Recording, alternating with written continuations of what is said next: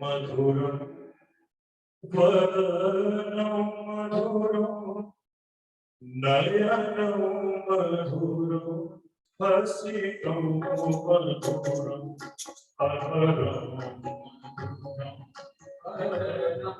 मधुरं नयनं मधुरं हसितं मधुरं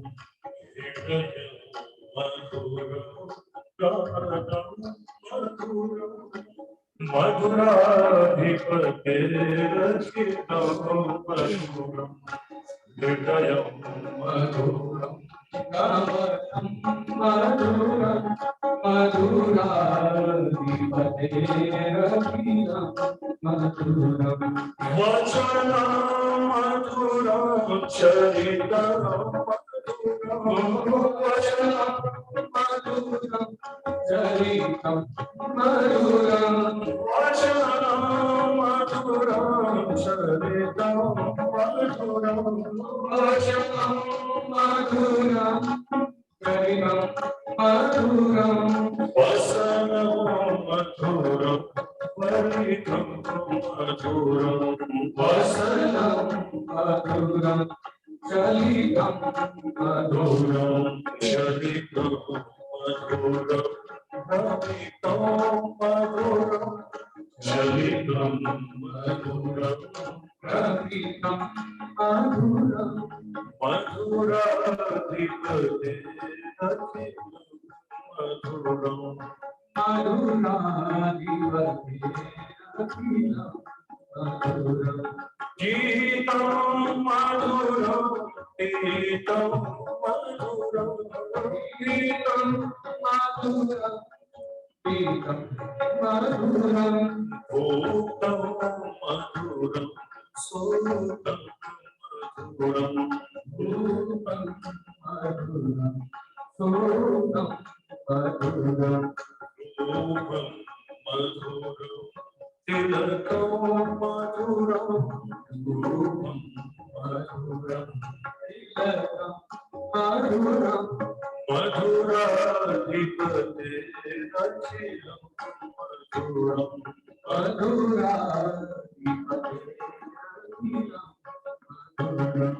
वेणुर्मधुरो वेणुर्मधुरो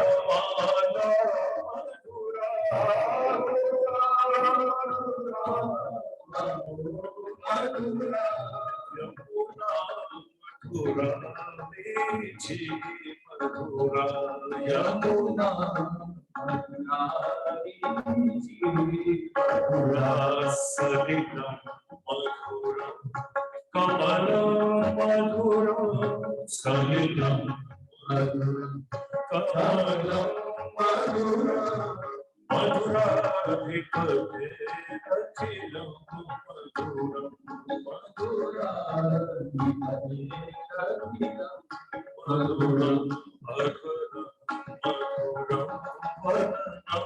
मधुरम नयनं मधुरम हसितं मधुरम हृदयं मधुरम गानं मधुरम मधुराधिपते रखिलं मधुरम मधुराधिपते रखिलं मधुरम। वीडियो कॉल मुझे नंबर नहीं मालूम उसका।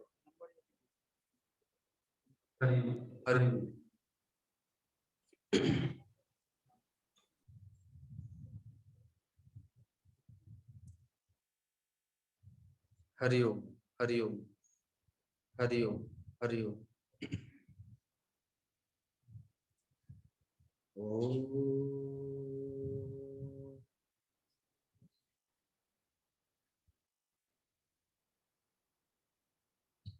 श्री परमात्मने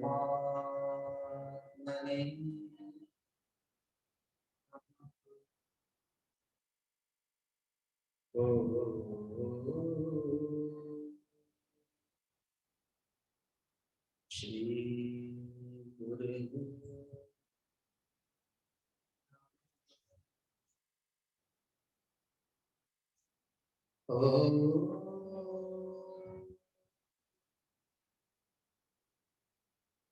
श्री गणेशाय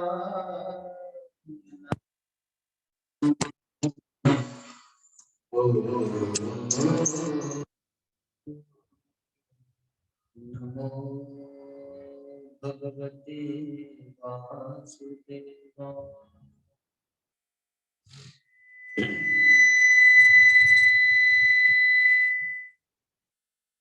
गुरुर्ब्रह्मा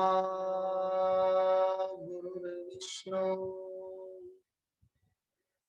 गुरुर्देवो महेश्वर गुरुर्साक्षात् परम ब्रह्म तस्मै श्री गुरवे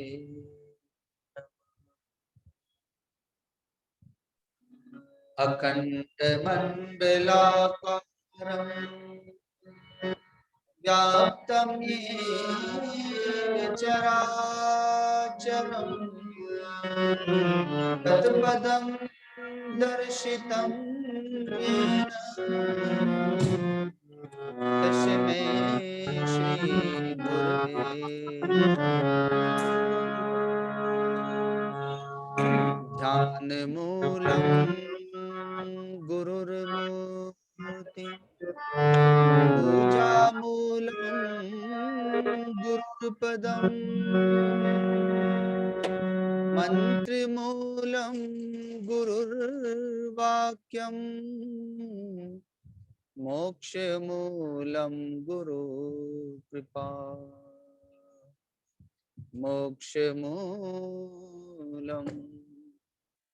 गुरुकृपा। एक छोटा सा संकीर्तन करेंगे। गोविंद मेरो है गोपाल मेरो है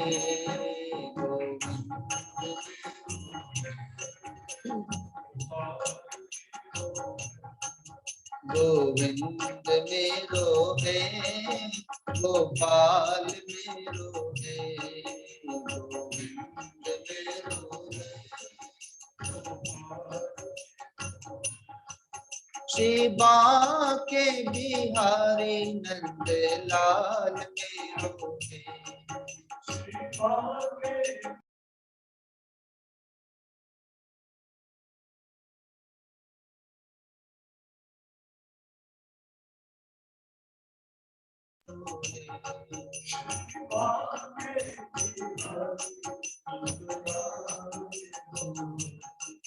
गोविंद मेरो है गोपाल मेरो है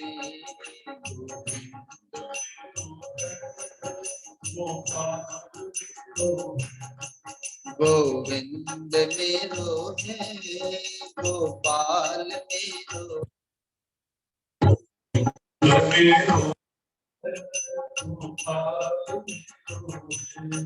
श्री बांके बिहारी नंद लाल मेरो है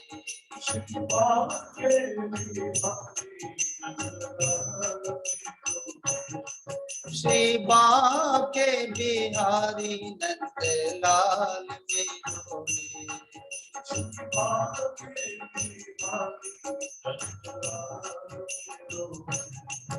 गोविंद मेरो है गोपाल मेरो है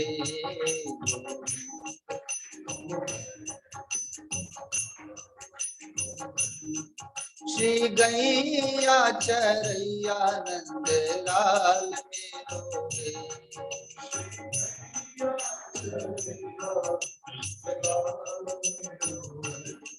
श्री गैया चरैया नंद लाल मेरो है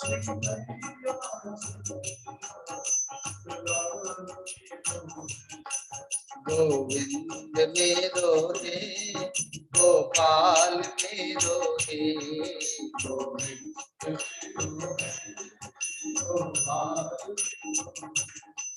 गोविंद मेरो है गोपाल मेरो है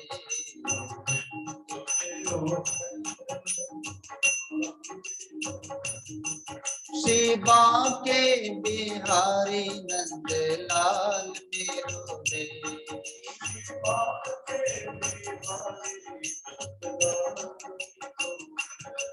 श्री बांके बिहारी नंद लाल मेरो है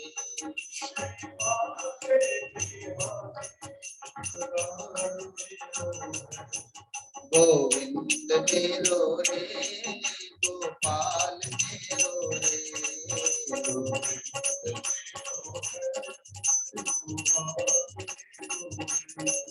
श्री गैया चरैया नंद लाल मेरो है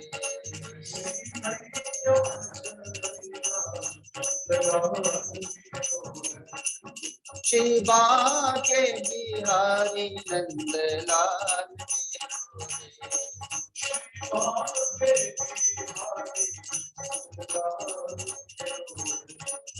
गोविंद मेरो है गोपाल मेरो है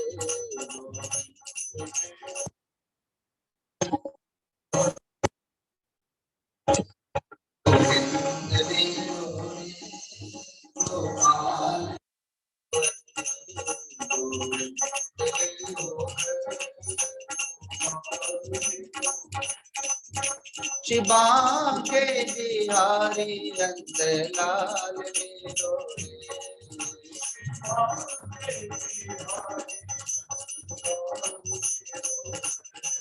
श्री गैया चरैया नंद लाल मेरो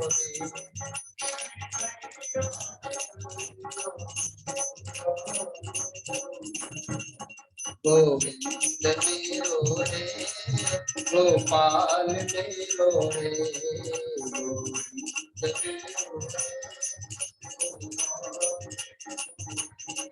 गोविंद मेरो है गोपाल मेरो है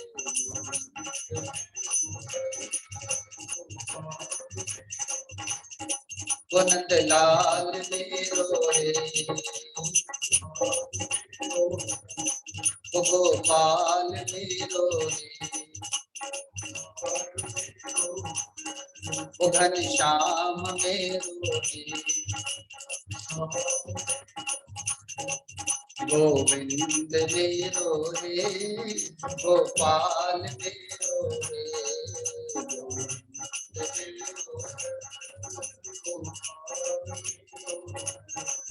गोविंद मेरो है गोपाल मेरो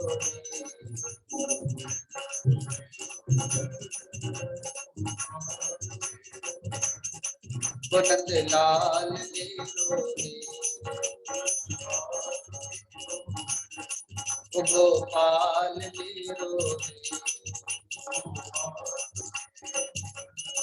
ओ घनश्याम मेरो रे,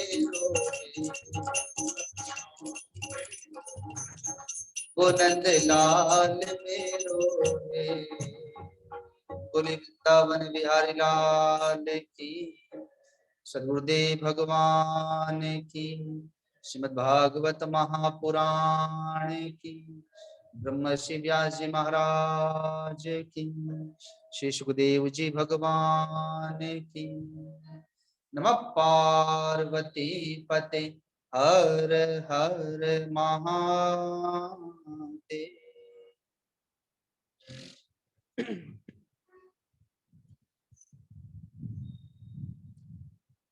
जन्माद्यस्य यतोऽन्वयादितरतश्चार्थेष्वभिज्ञः स्वराट् तेने ब्रह्म हृदाय आदिकवये मोहयन्ति यत्सूरयः। तेजो वारिमृदां यथा विनिमयो यत्र त्रिसर्गो मृषा धाम्ना स्वेन सदा निरस्तकुहकम् सत्यं परं धीमहि सत्यं परं धीमहि।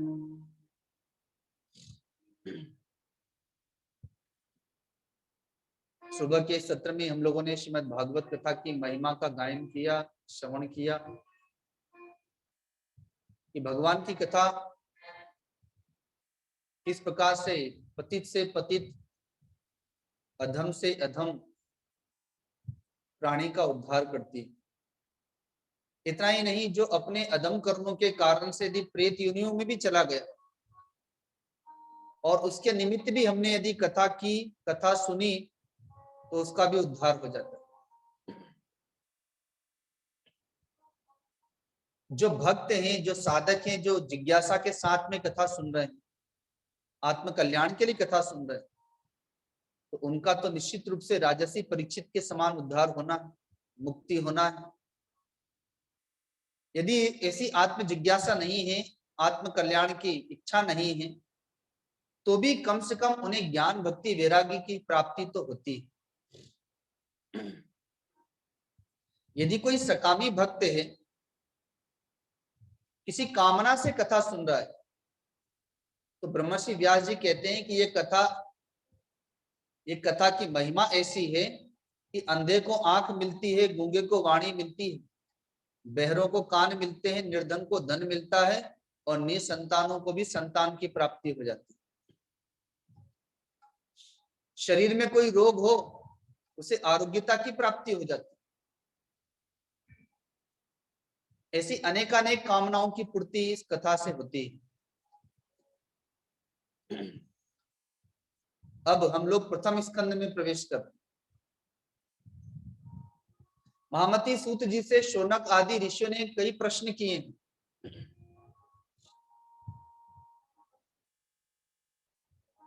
भगवान अपने संकल्प से सृष्टि की रचना करते हैं। ये आकाश, वायु, अग्नि, जल, पृथ्वी, ये ब्रह्मांड, इतना विशाल समुद्र, बड़े बड़े पर्वत अपने संकल्प से भगवान ने प्रकट कर दिए। तो जब असुर प्रकट होते हैं, रावण, मधुकैटभ जैसे अनेकानेक जब असुर प्रकट हुए, हिरण्याक्ष, हिरण्यकश्यप आदि, तो भगवान जब अपने संकल्प से सृष्टि को प्रकट कर सकते हैं, अपने संकल्प से प्रलय ला सकते हैं, तो भगवान को इन लोगों को मारने के लिए अवतार लेने की क्या आवश्यकता पड़ी? यदि भगवान ने अवतार लिए तो कौन कौन से अवतार लिए? उन अवतारों में भगवान ने क्या क्या लीलाएं की?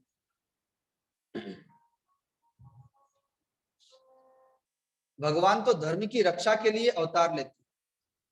यदा यदा ही धर्मस्य ग्लानिर्भवति भारत, जब भगवान अपनी लीला को समेट लेते हैं, अंतर ध्यान हो जाते हैं अवतार के बाद लीला को करके, उस समय वो धर्म किनकी शरण में जाता है? बहुत सारे वेद शास्त्र पुराण ग्रंथ जिनके नामों का भी पता नहीं है लोगों को, और लोगों के पास इतना समय भी नहीं है उनका अध्ययन करने का, तो इसलिए आप सारे ग्रंथों का सार हमें बता दीजिए। लोगों के शरीरों में इतने रोग हो गए हैं कि वे आत्म कल्याण के लिए कोई विशेष कठोर जप तप ध्यान योग आदि नहीं कर पाते हैं। तो परमात्मा प्राप्ति का सबसे सहज सरल और सुगम साधन बता दीजिए, और उसको हर कोई कर सकता हो ऐसा साधन। बच्चा बूढ़ा जवान रोगी स्त्री ब्राह्मण क्षत्रिय वैश्य शूद्र आदि कोई भी वो साधन कोई भी कर सकता हो ऐसा आप बताएं। ऐसे अनेकानेक प्रश्न शौनक आदि ऋषियों ने किए। सूत जी बड़े प्रसन्न हुए। सूत जी कहते हैं कि आपने जितने प्रश्न किए हैं, और यदि प्रश्न नहीं भी किए तो ऐसे कई सारे प्रश्नों का उत्तर मैं एक कथा के माध्यम से देता हूं, अर्थात भगवान की कथा सुनाता हूं, भागवत कथा सुनाता हूं, और उसी कथा में आपके ऐसे अनेकानेक प्रश्नों का उत्तर मिल जाएगा। भगवान के क्यों अवतार हुए, कौन कौन से अवतार लिए, क्या लीलाएं की, धर्म किनकी शरण में जाता है, सुगम साधन क्या है, सारे ग्रंथों का सार क्या है, आदि आदि ऐसे अनेकानेक प्रश्नों का समाधान आपके इस कथा में हो जाएगा। निर्गुण निराकार परब्रह्म परमात्मा ने इस भागवत का ज्ञान उपदेश जब वे प्रकट हुए भगवान नारायण के रूप में, तो उन्होंने ब्रह्मा जी को दिया। ब्रह्मा जी ने इस दिव्य ज्ञान को देवर्षि नारद जी को दिया, सनकादिकों को दिया। नारद जी के माध्यम से वही दिव्य ज्ञान ब्रह्मर्षि व्यास जी को प्राप्त हुआ। ब्रह्मर्षि व्यास जी ने उसी ज्ञान का विस्तार कर दिया। ऐसे उनका नाम तो श्री कृष्ण द्वैपायन है, लेकिन चूंकि उन्होंने विस्तार किया है, वेदों का विस्तार करने के कारण से उनका नाम व्यास जी पड़ा, जिन्होंने विस्तार किया। और पूरी भागवत केवल चार श्लोकों में है। वो 4 श्लोकों का विस्तार 12 स्कंदों में कर दिया, इतना विस्तार, इसलिए वे व्यास जी कहलाए। एक समय की बात है, ब्रह्मर्षि व्यास जी अपने आश्रम पर संध्या का समय था, ध्यान में बैठे हुए थे, लेकिन उनका मन कुछ खिन्न था, मन में असंतोष था कि मैंने इतने सारे ग्रंथ रच दिए और वेदों को संकलित कर दिया, ग्रंथों की रचना कर दी। उसके पहले ग्रंथ नहीं होते थे, गुरु पढ़ाते थे और शिष्य पढ़ करके अपने दिमाग में बैठा लेते थे, आचरण में उतार लेते थे, इसलिए ग्रंथ की आवश्यकता नहीं पड़ती। अब हम लोग जो गीता जी या अन्य ग्रंथ पढ़ते हैं, उनमें क्या पढ़ते हैं कि झूठ नहीं बोलना चाहिए, माता पिता की सेवा करना चाहिए, सर्दी गर्मी सुख दुख मान अपमान को सहन करना चाहिए। अब गीता जी में यही तो रोज पढ़ते हैं। जन्म और मृत्यु में भयभीत नहीं होना चाहिए, शोक संताप नहीं करना चाहिए। तो पहले गुरु पढ़ाते थे, जीवन में उतार लेते थे। अब तो तोते की भांति रटते ही रहते हैं, जीवन में उतारते नहीं। इसलिए वो ग्रंथ बना के दे दिया कि लो रटते रहो, पढ़ते रहो। फिर तो व्यास जी के उस असंतोष को देख करके देवर्षि नारद जी प्रकट हो गए। नारद जी को आया देख ब्रह्मर्षि व्यास जी ने उनका स्वागत किया, आसन दिया। नारद जी ने कहा कि व्यास जी क्या बात है, आपको कुछ असंतोष लग रहा है, आपका मन प्रसन्न नहीं लग रहा है, आपकी साधना, आपके ग्रंथों की रचना ये सब ठीक ठाक तो चल रही, क्या कारण है? व्यास जी ने कहा मुझे भी पता नहीं चल रहा है, मुझे लगता है कि मैंने जितने ग्रंथों की रचना कर दी मेरा काम पूरा हो गया, जिस कार्य के लिए मैंने अवतार लिया मेरा काम पूरा हो गया, लेकिन फिर भी मन में लगता है कि अभी कुछ बाकी है। अब क्या बाकी है पता नहीं चल रहा। जबकि महाभारत जैसे महाग्रंथ की रचना भी कर दी। तो देवर्षि नारद जी ने कहा कि हाँ, आपने बहुत विस्तार के साथ में ग्रंथों की रचना तो अवश्य कर दी, लेकिन एक ही ऐसा ग्रंथ हो जिसमें संपूर्ण चरित्रों का वर्णन कर दिया गया, कई अवतारों का वर्णन कर दिया गया, ऐसा ग्रंथ आपने नहीं दिया। अब मत्स्य पुराण में मत्स्य अवतार की कथा है, कूर्म पुराण में कच्छप अवतार की कथा है, आदि आदि, लेकिन आपने एक ही ग्रंथ में सारे अवतारों की कथा हो और जिसमें भगवान श्री कृष्ण का वो दिव्य चरित्र, संपूर्ण दिव्य चरित्र हो, ऐसा तो कोई ग्रंथ दिया नहीं। महाभारत में चरित्र तो है, लेकिन भगवान से ज्यादा पांचों पांडवों का चरित्र है।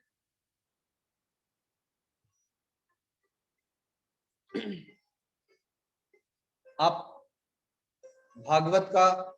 भागवत पुराण का विस्तार करें, और उसके लिए देवर्षि नारद जी ने चतुश्लोकी भागवत का उपदेश दिया। यह लीजिए, ये 4 श्लोकों की भागवत है, अब आप इसका विस्तार कीजिए। और स्वयं अपना चरित्र बताने लगते हैं।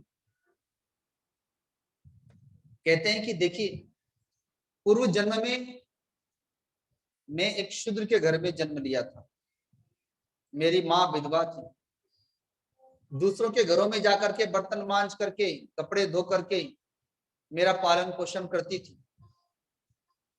मैं 5-6 वर्ष का बालक,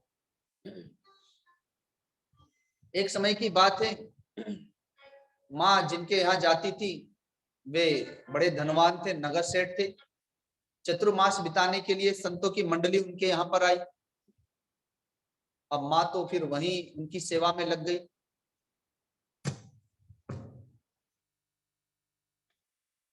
मुझे अकेला ना छोड़ सकती थी, छोटा था इसलिए मुझे भी साथ में ले गई। अब 5-6 वर्ष का बालक तो खेलने कूदने में लगा रहेगा,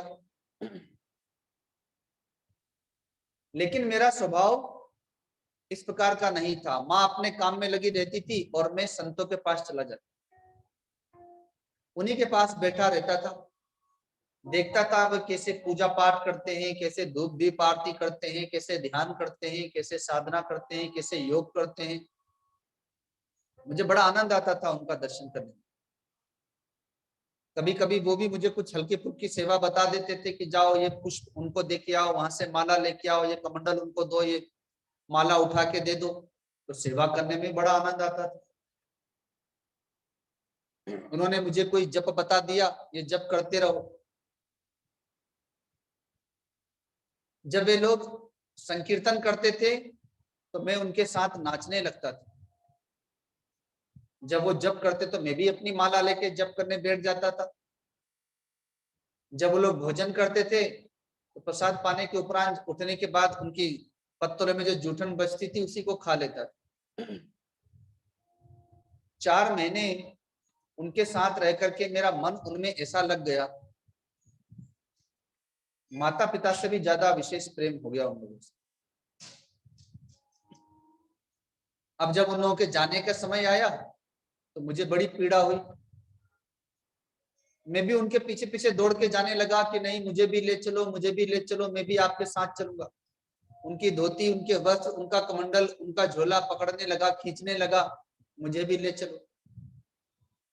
माँ ने देखा मेरा इकलौता बेटा है, मेरा तो कोई सहारा नहीं, कहीं ये भी बाबाओं के साथ में बाबा ना बन जाए, इसलिए मेरा हाथ पकड़ के मुझे खींच करके जबरदस्ती घर ले आई और अपने कक्ष में बंद कर दिया, और कुछ दिनों तक घर से निकलने ही नहीं दिया। क्योंकि यह बात तो सत्य है कि साधु संत तो आपको बहुत अच्छे लगते हैं, पर जब अपने घर का बेटा साधु बनने लगे तब पता चलता। और जितने भी महात्मा होते हैं उन सबकी कहानियां ऐसी होती। मुझे भी 7 दिन के लिए अपने घर में बंद करके रखा गया था। जब उन्हें पता चला कि ये साधु बनने के लिए निकल रहा है।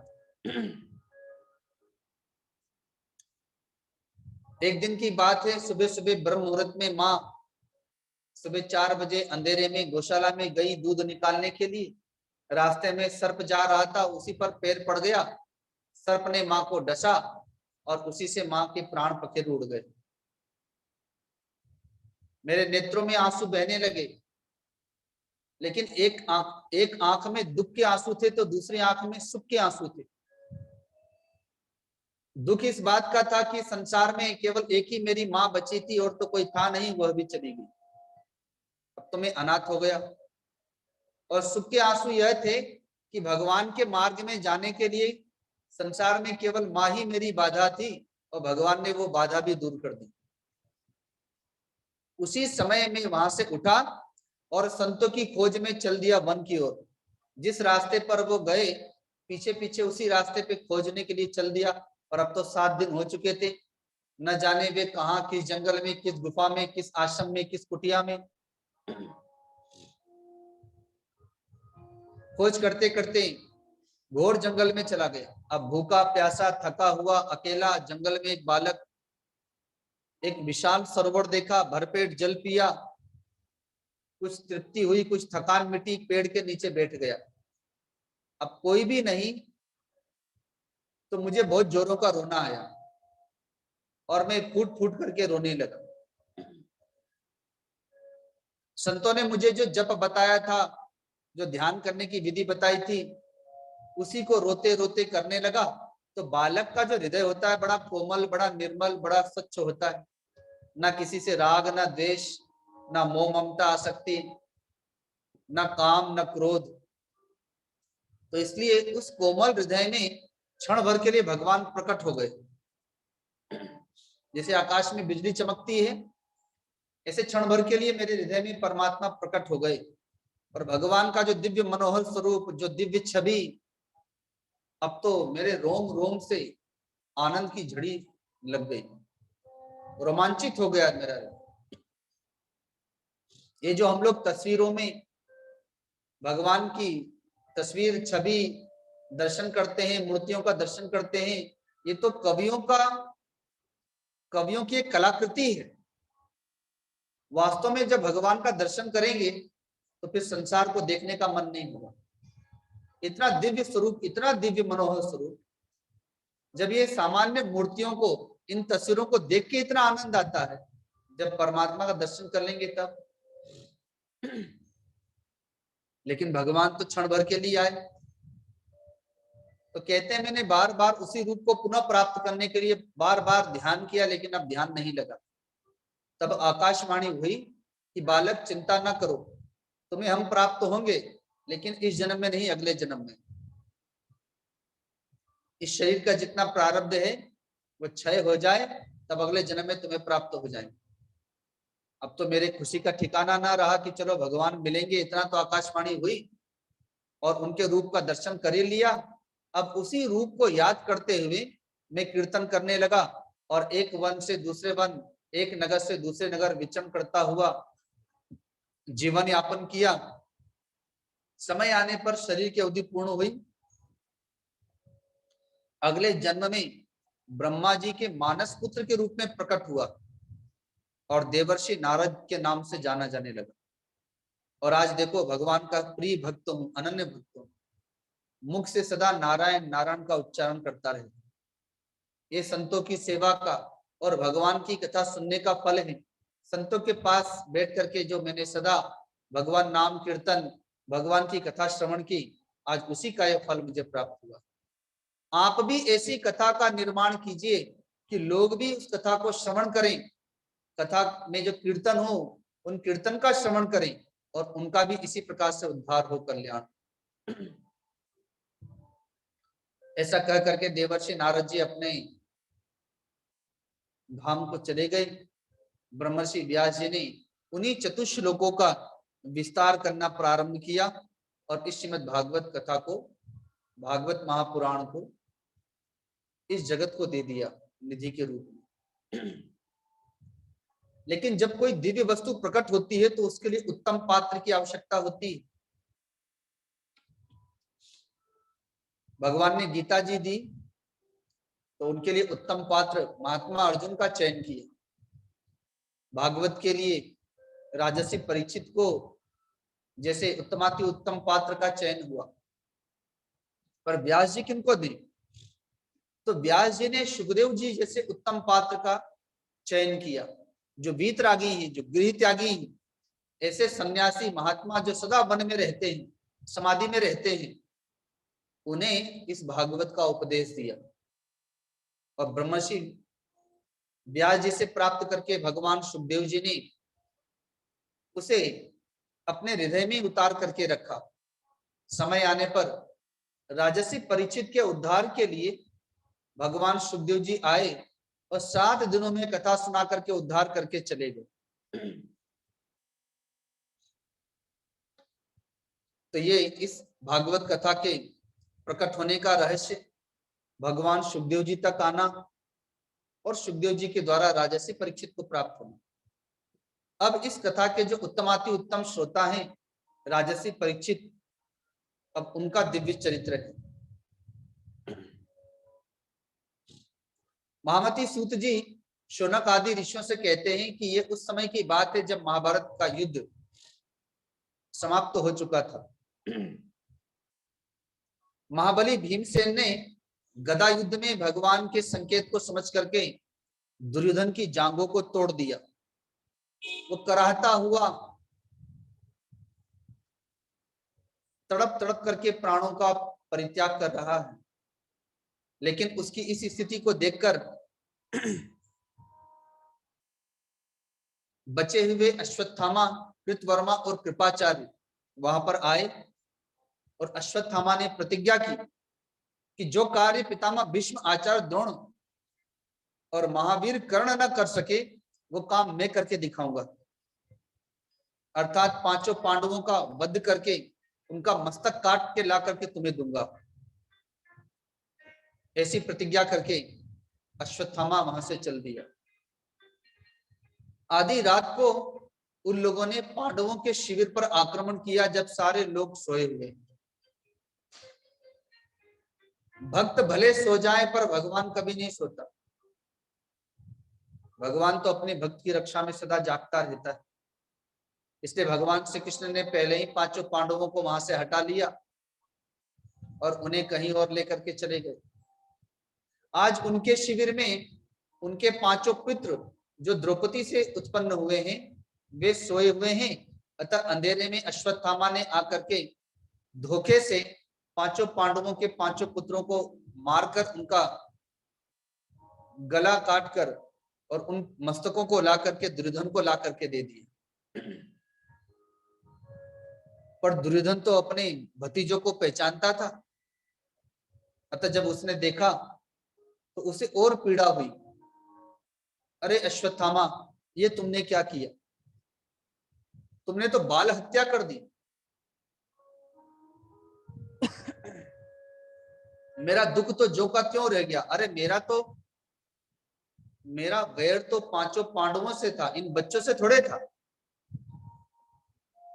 और ऐसे भी कुरुवंश तो सर्वनाश हो चुका है, कौरवों का सर्वनाश हो गया। अब 5 पांडवों के यही 5 पुत्र बचे थे और तुमने वो भी मार दिए। अब तो हमारा वंश ही नष्ट कर दिया।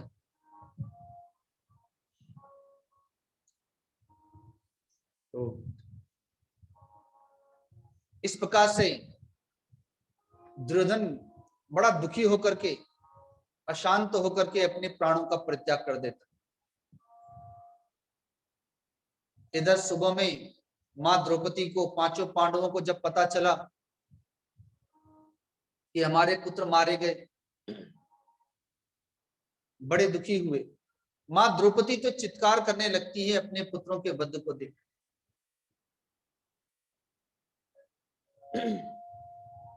उन्हें दुखी देख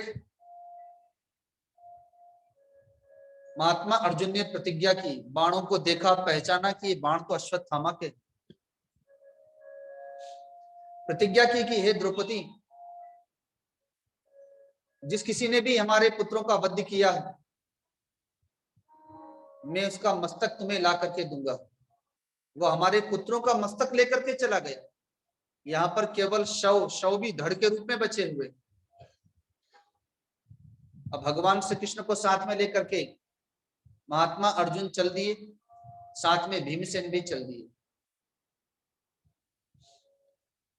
अश्वत्थामा ने देखा कि अब तो मेरे प्राणों की रक्षा, मेरे प्राण संकट में हैं।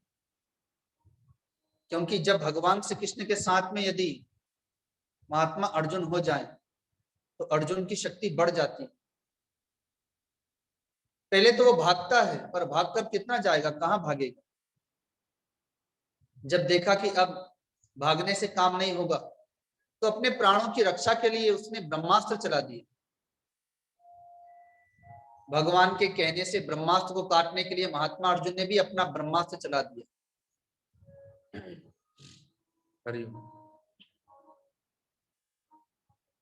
यदि दो ब्रह्मास्त्र आपस में टकरा जाएं तो सृष्टि में प्रलय हो जाएगा।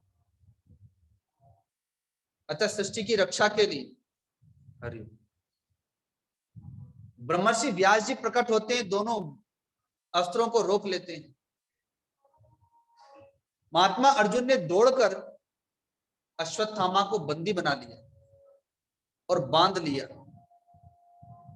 महाबली भीमसेन भी साथ देते, एक पशु की भांति बांध लिया अश्वत्थामा और पकड़कर रथ पर डाल दिया, लेकर के चले आए शिविर।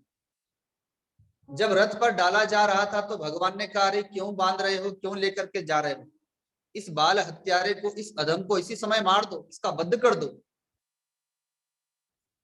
लेकिन अर्जुन ने मारा नहीं, ला करके भगवती द्रौपदी के सामने पटक दिया बंधे हुए अश्वत्थामा को। कहा कि लो, इस पुत्र हत्यारे को, इस बाल हत्यारे को जो दंड देना चाहती हो दे दो, जैसे तुम्हें शांति मिले। इसने सोए हुए में तुम्हारे 5 पुत्रों का वध कर दिया। अम्मा द्रौपदी, जिसके 5 पुत्र मार दिए गए, मस्तक काट करके ले गया है कोई, केवल धड़ है शव के रूप में, लेकिन फिर भी वह मां, वो भक्त का हृदय है। जैसी अश्वत्थामा को उस अवस्था में देखती हैं, हाथ जोड़ करके खड़ी हो जाती हैं, आगे बढ़ के उनको प्रणाम करती हैं और कहती हैं कि अरे छोड़ दो, छोड़ दो इन्हें, इन्हें इस प्रकार से बंदी न बनाओ। आज आप लोग जो महारथी कहला रहे हैं, महावीर कहला रहे हैं, इनके पिता आचार्य द्रोण के कारण से कहला रहे हैं। गुरुपुत्र भी गुरु के समान होता है। आज जिन गुरु की कृपा से आप पूरी सृष्टि में सर्वश्रेष्ठ धनुर्धर भीमसेन, सर्वश्रेष्ठ गदाधर, तो कोई सर्वश्रेष्ठ तलवार भाला आदि की विद्या में अग्रगण्य है। आज उन्हीं आचार्य द्रोण के ये प्रिय पुत्र अश्वत्थामा है, जो गुरु के समान है। और हमारे वंश में तो ब्राह्मणों की पूजा की जाती है, उनका वध नहीं किया जाता। ये ब्राह्मण है, अतः ब्राह्मण को इस प्रकार से बंदी ना बनाओ। इन्होंने मेरे 5 पुत्रों को मारा है, लेकिन ये भी तो किसी माँ के पुत्र हैं। अगर इन्हें मार दिया जाए तो मेरे पुत्र जीवित नहीं होंगे, बल्कि इनकी माँ को पीड़ा ही होगी। मेरे पास तो कम से कम मेरे पति हैं, लेकिन इनकी माँ के पास पति तो पहले ही मार दिए गए आचार्य द्रोण, अब केवल पुत्र ही तो है, इन्हीं के सहारे जीवन जिएंगे, इसलिए इन्हें छोड़ दो। राजर्षि युधिष्ठिर, नकुल, सहदेव, सात्यकी आदि सभी मां द्रौपदी के कहने में छोड़ दो, छोड़ दो, छोड़ दो, लेकिन भीमसेन खड़े हो गए। कहा जिनको छोड़ना है छोड़ दो, पर मैं तो नहीं छोड़ने वाला। उन 5 पुत्रों में मेरा भी पुत्र है, तो मैं तो इस पुत्र हत्यारे को नहीं छोड़ूंगा। तो कुछ भीमसेन के पक्ष में हो गए, अब 2 पक्ष बन गया। भगवान देख रहे हैं, चुपचाप बैठे हैं, मन ही मन मुस्कुरा रहे हैं। कोई कह रहा है छोड़ दो, कोई कह रहा है मार दो। महात्मा अर्जुन ने कहा कि हे प्रभु, आप ही बताएं कि हमें क्या करना चाहिए। तो कहा मैं तो पहले ही बताया था, जब बंदी बना रहे थे, तुम वही मार दिए होते तो आज ये यहाँ पर संकट नहीं आता।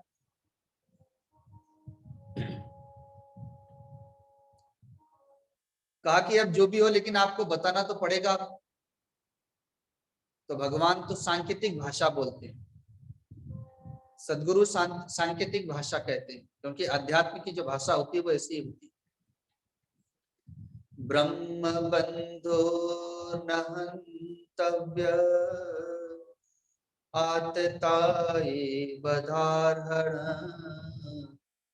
मय्येवो भयमानातं परिपालयनुशासनम्। भगवान कहते हैं कि ब्राह्मण कितना भी पतित हो लेकिन वो अवध्य है। और दूसरी लाइन में कह रहे हैं कि यदि वो आतताई भी है तो आतताई ब्राह्मण तो वध के योग्य होता है। आतताई मतलब जो बाल हत्यारा हो, जो गुरु हत्यारा हो, जो गो हत्यारा हो। तो भगवान ने दोनों बातें कह दी कि पतित ब्राह्मण भी है तो अवध्य है, लेकिन यदि आतताई है तो वध के योग्य है। तो महात्मा अर्जुन कहते हैं कि प्रभु आपने तो दोनों बातें कह दी, छोड़ भी दो और मार भी दो, तो मेरी बात समझ में नहीं आ रही। भगवान ने कहा हमने तुमको गीता जी इसीलिए सुनाई थी, उसमें कर्म क्या है, अकर्म क्या है और विकर्म क्या है उसे याद करो। विकर्म का तात्पर्य होता है विशेष कर्म। महात्मा अर्जुन ने उसी समय अपनी तलवार उठाई और अश्वत्थामा के बाल काट दिए, मूछ दाढ़ी काट दी, क्योंकि माता पिता का, गुरु का, ब्राह्मण का अपमान कर देना वध के समान है। अश्वत्थामा का घोर तिरस्कार कर दिया। लोग कहते हैं ना, अगर मेरी बात सत्य नहीं हुई तो अपनी मूछ कटवा लूंगा। वो घोर अपमान है अगर मूछ कट जाए तो अश्वत्थामा का ऐसा ही किया उन्होंने, बाल काट दिए, 5 चोटी रख दी, एक तरफ की मूछ काट दी, आधी दाढ़ी काट दी और गालियां दी, धक्के दे करके निकाल दिया। ब्राह्मण का भरी सभा में तिरस्कार कर दिया। अब अश्वत्थामा चला तो गया लेकिन घायल नाग के समान हो गया। इधर 5 पांडव भगवान श्री कृष्ण के साथ में अपने पुत्रों का अंतिम संस्कार कर रहे हैं, तर्पण आदि कर रहे हैं कि तभी अश्वत्थामा ने क्रोध में भर करके सोचा 5 पांडवों को तो नहीं मार सका, पर इनके वंश का ही सर्वनाश कर देता हूं।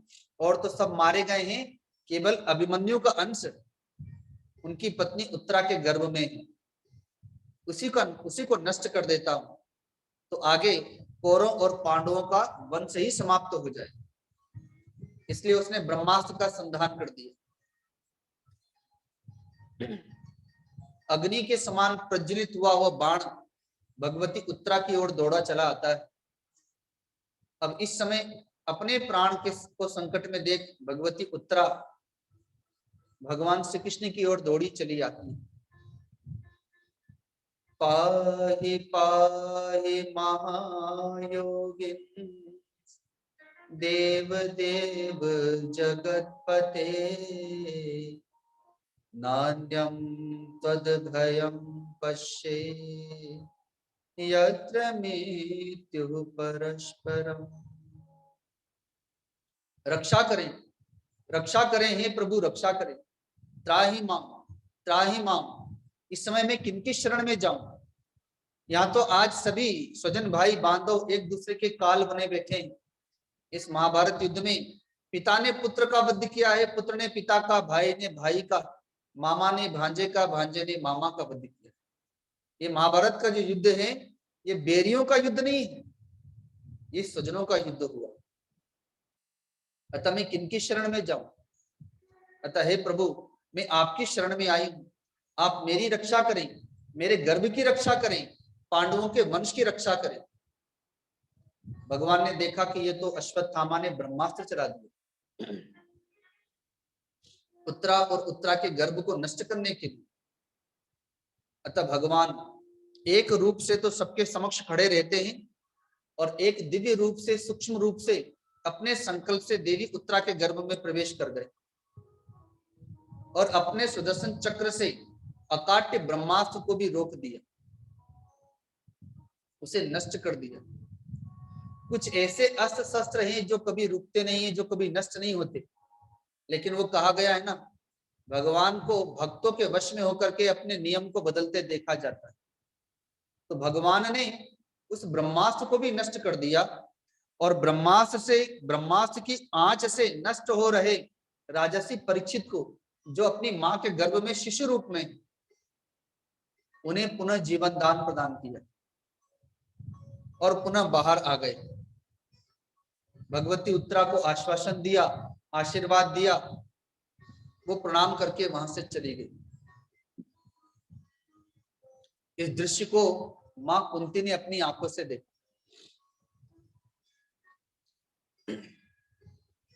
अपने हाथों में पुष्प लेती हैं और भगवान की तरफ जाती, उनके चरणों में पुष्प चढ़ाने के लिए झुकती हैं। भगवान का ध्यान गया, अरे ये बुआ जी क्या कर रही हैं? पीछे हटते हैं, अरे बुआ जी ये क्या कर रही है? ठहरिए ठहरिए, रुकिए, आप मेरे चरण छू रही हैं, मेरे चरणों में पुष्प चढ़ा रही हैं, मैं रोज आपको प्रणाम करता हूं। कहती कि नहीं हे प्रभु, आज नहीं। मैंने संतों से सुना, ब्रह्मर्षि व्यास जी से सुना, स्वयं विदुर जी मुझे कहते हैं कि आप स्वयं सच्चिदानंद घन परमात्मा हैं, आप स्वयं भगवान नारायण हैं। लेकिन जब जब आपके सामने आती थी, आपकी माया ऐसी विचित्र है कि मैं आपको अपने भतीजे के रूप में देखने लगती थी, आपको आदेश देने लगती थी, कृष्ण ऐसा करो, ऐसा खाओ, ऐसा रहो, आदि आदि। लेकिन आज नहीं, आज आपकी माया मेरा कुछ नहीं बिगाड़ सकती। और मैं आपकी बुआ नहीं हूं, मैं आपकी भक्त हूं।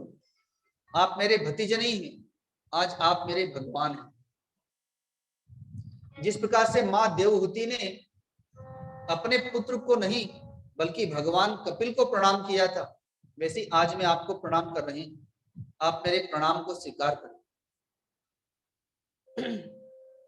और हे कृष्ण, इस संसार में आपको जन्म देने के कारण से भगवती देवकी सौभाग्यशालिनियों में भी सौभाग्यशाली है। जगत उनकी वंदना करता है, मां कह करके पुकारता है, मां देवकी कहता है। लेकिन मैं उनसे ज्यादा अपने आप को सौभाग्यशाली समझती हूँ, क्योंकि आपको जन्म देने के कारण से भी, आपको जन्म देने के,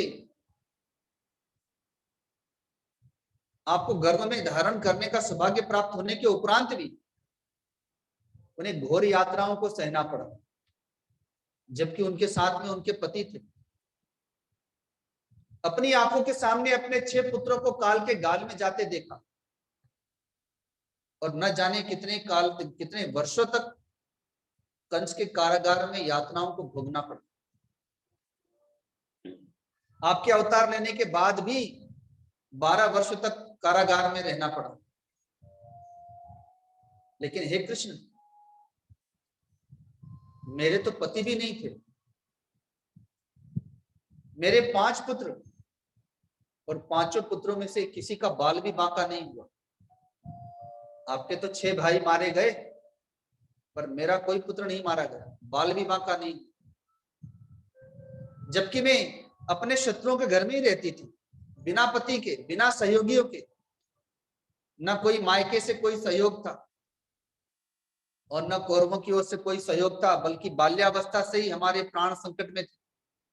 लेकिन जब जब मैंने आपको पुकारा, चाहे भीम को विष देकर के मारने का प्रयत्न किया, आपने प्राणों की रक्षा की और भी बल दे दिया। लाक्षागृह में जलाने का प्रयत्न किया, आपको पुकारा, आपने वहां पर भी रक्षा की। भरी सभा में मेरी पुत्र वधू का चीरहरण होने लगा, आपको पुकारा, आप वस्त्र बनकर के चले आए। महाभारत युद्ध में न जाने कितने दिव्यास्त्र चले, लेकिन आपने मेरे 5 पुत्रों की रक्षा की। और अभी अभी मेरी आंखों के सामने उत्तरा के गर्भ की रक्षा की। तो मैं तो देवकी से ज्यादा अपने आप को सौभाग्यशाली नहीं समझती। भगवान बड़े प्रसन्न हो गए। मां कुंती का जीवन बड़ा ही दिव्य है, भगवान के लिए जीवन जिया, बिना पति के अपने 5 पुत्रों को कौरवों के यहाँ, अपने शत्रुओं के यहाँ रख करके ऐसा दिव्य संस्कार दिया, ऐसा दिव्य संस्कार दिया कि भगवान श्री कृष्ण के अवतार काल में अगर उनके कोई सबसे परम प्रिय, सबसे नजदीक कोई भक्त हैं तो 5 पांडव हैं, जिनका चरित्र महाभारत के रूप में गायन किया जाता है। ऐसी मां धन्य है जिन्होंने भगवान के प्रिय 5 आत्माओं को जन्म दिया और ऐसा दिव्य संस्कार दिया।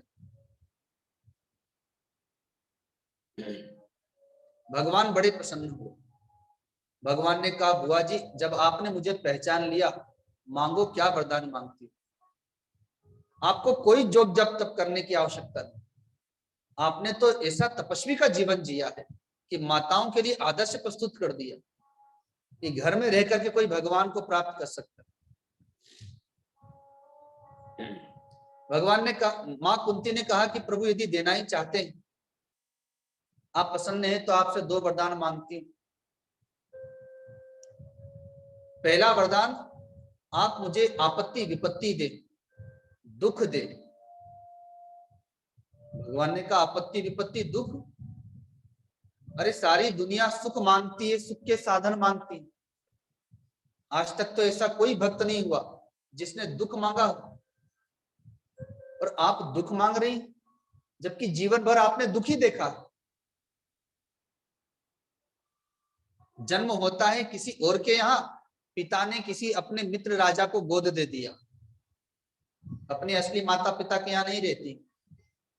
विवाह हुआ और थोड़े दिनों के उपरांत पति पांडु शरीर का त्याग कर दिए, विधवा हो गई और अपने बच्चों के साथ कितना कष्ट सहन किया जीवन भर, और फिर भी आप कहती कि मुझे दुख दे, कष्ट दे। तो कहती हैं कि हे प्रभु, जब जब मुझे दुख लगता था, जब जब कष्ट आया, आपत्ति विपत्ति आई, मैंने आपको पुकारा, आप दौड़े चले आए हमारी रक्षा करने के लिए। यदि दुख नहीं आया होता तो मैं आपको नहीं पुकारती, और आपको नहीं पुकारती तो आप नहीं आते, आपका दर्शन नहीं होता, और आपका दर्शन मात्र ही मनुष्य के उद्धार का कारण है, इसलिए मुझे दुख चाहिए। कहा भी जाता है ना कि दुख में सुमिरन सब करे, सुख में करे न कोई, और जो दुख में सुमिरन करे तो जो सुख में सुमिरन करे तो दुख काहे को है। लेकिन ऐसा होता है, जब सुख मिलता है तो व्यक्ति सबसे पहले भजन ही छोड़ता है। अब आप देख लीजिए, घर में शादी हो तो और तो कुछ नहीं छूटेगा, पर भजन जरूर छूट जाए, पूजा पाठ जरूर छूट जाएगी। चाहे बच्चे का बर्थडे हो, शादी की सालगिरह हो, घर में शादी हो, घर का उद्घाटन हो, अर्थात जब भी सुख के कार्य आते हैं तो सबसे पहले पूजा पाठ आदि वो एक तरफ रख दिया जाता है। कह देते भैया भगवान को भोग लगा देना।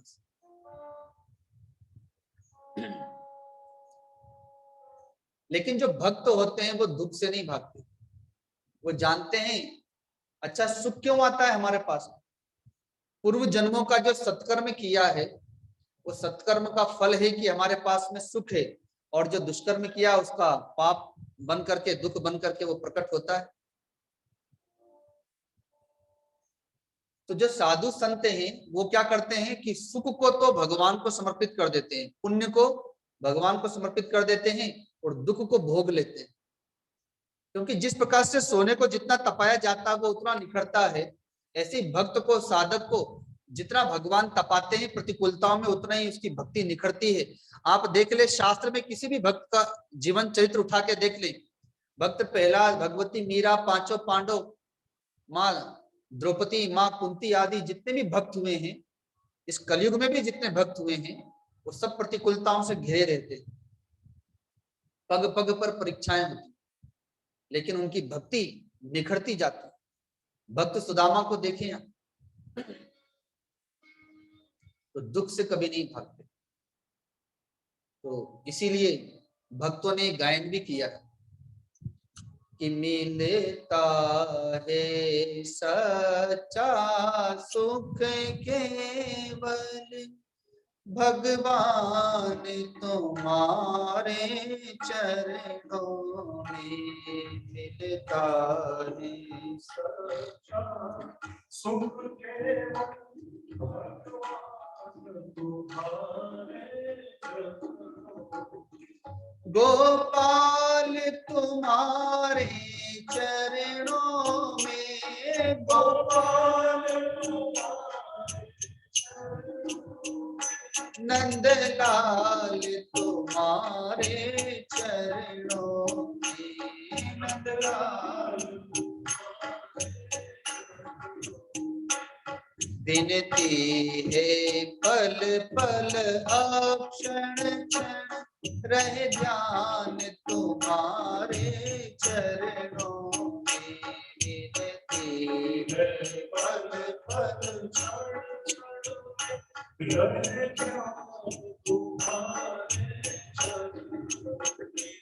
मिलता है सच्चा सुख केवल भगवान तुम्हारे चरणों में,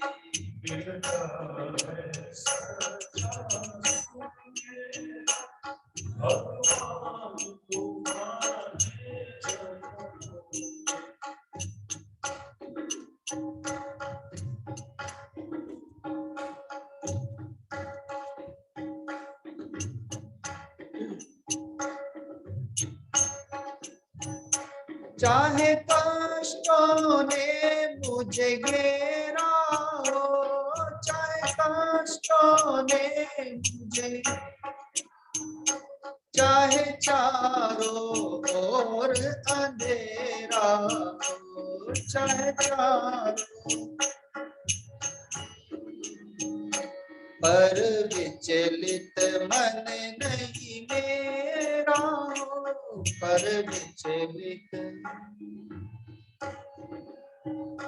रहे ध्यान तुम्हारे चरणों में, रहे ध्यान तुम्हारे चरणों में, मिलता है सच्चा सुख केवल भगवान तुम्हारे चरणों में।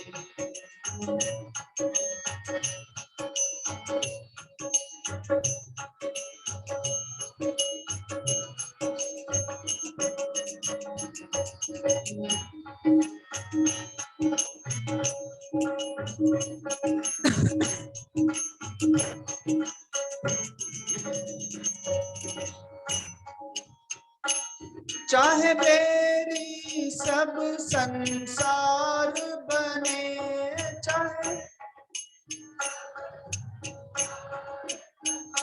चाहे मौत गले का हार बने, चाहे मौत, चाहे जीवन मुझ पर भार बने, चाहे जीवन रहे ध्यान तुम्हारे चरणों में, रहे ध्यान तुम्हारे चरणों में, मिलता है सच्चा सुख केवल भगवान तुम्हारे चरणों में।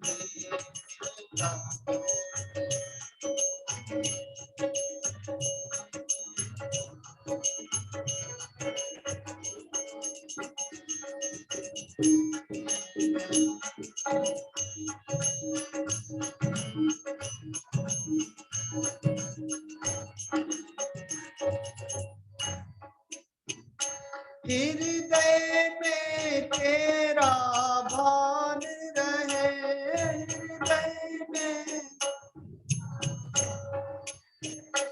हाथों में सुंदर काम रहे, हाथों तन धन का नहीं अभिमान रहे, तन धन का नहीं अभिमान रहे, रहे ध्यान तुम्हारे चरणों में, रहे ध्यान तुम्हारे चरणों में, मिलता है सच्चा सुख केवल भगवान तुम्हारे चरणों में, मिलता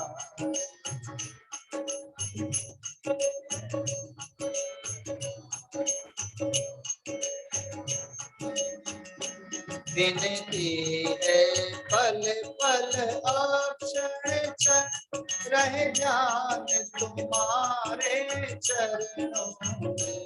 विनती है पल पल अक्षण क्षण रहे ध्यान तुम्हारे चरणों में।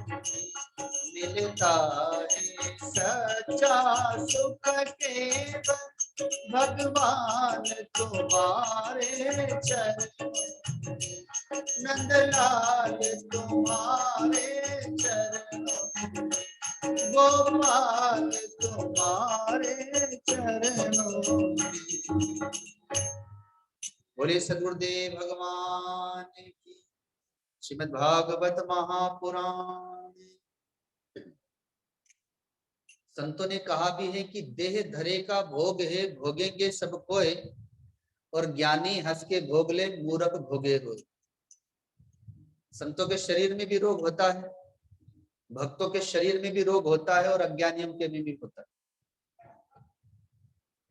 आप ही लोगों से मैंने सुना है, गुरु जी को जब हार्ट की शिकायत हुई थी, आप लोग दर्शन करने के लिए जाते थे, तो गुरु जी कहते थे देखो हनुमान जी ने अपना सीना चीर के दिखा दिया, राम सीता जी को दिखा दिया, वैसे हम भी अपना सीना चीर के दिखा दिए।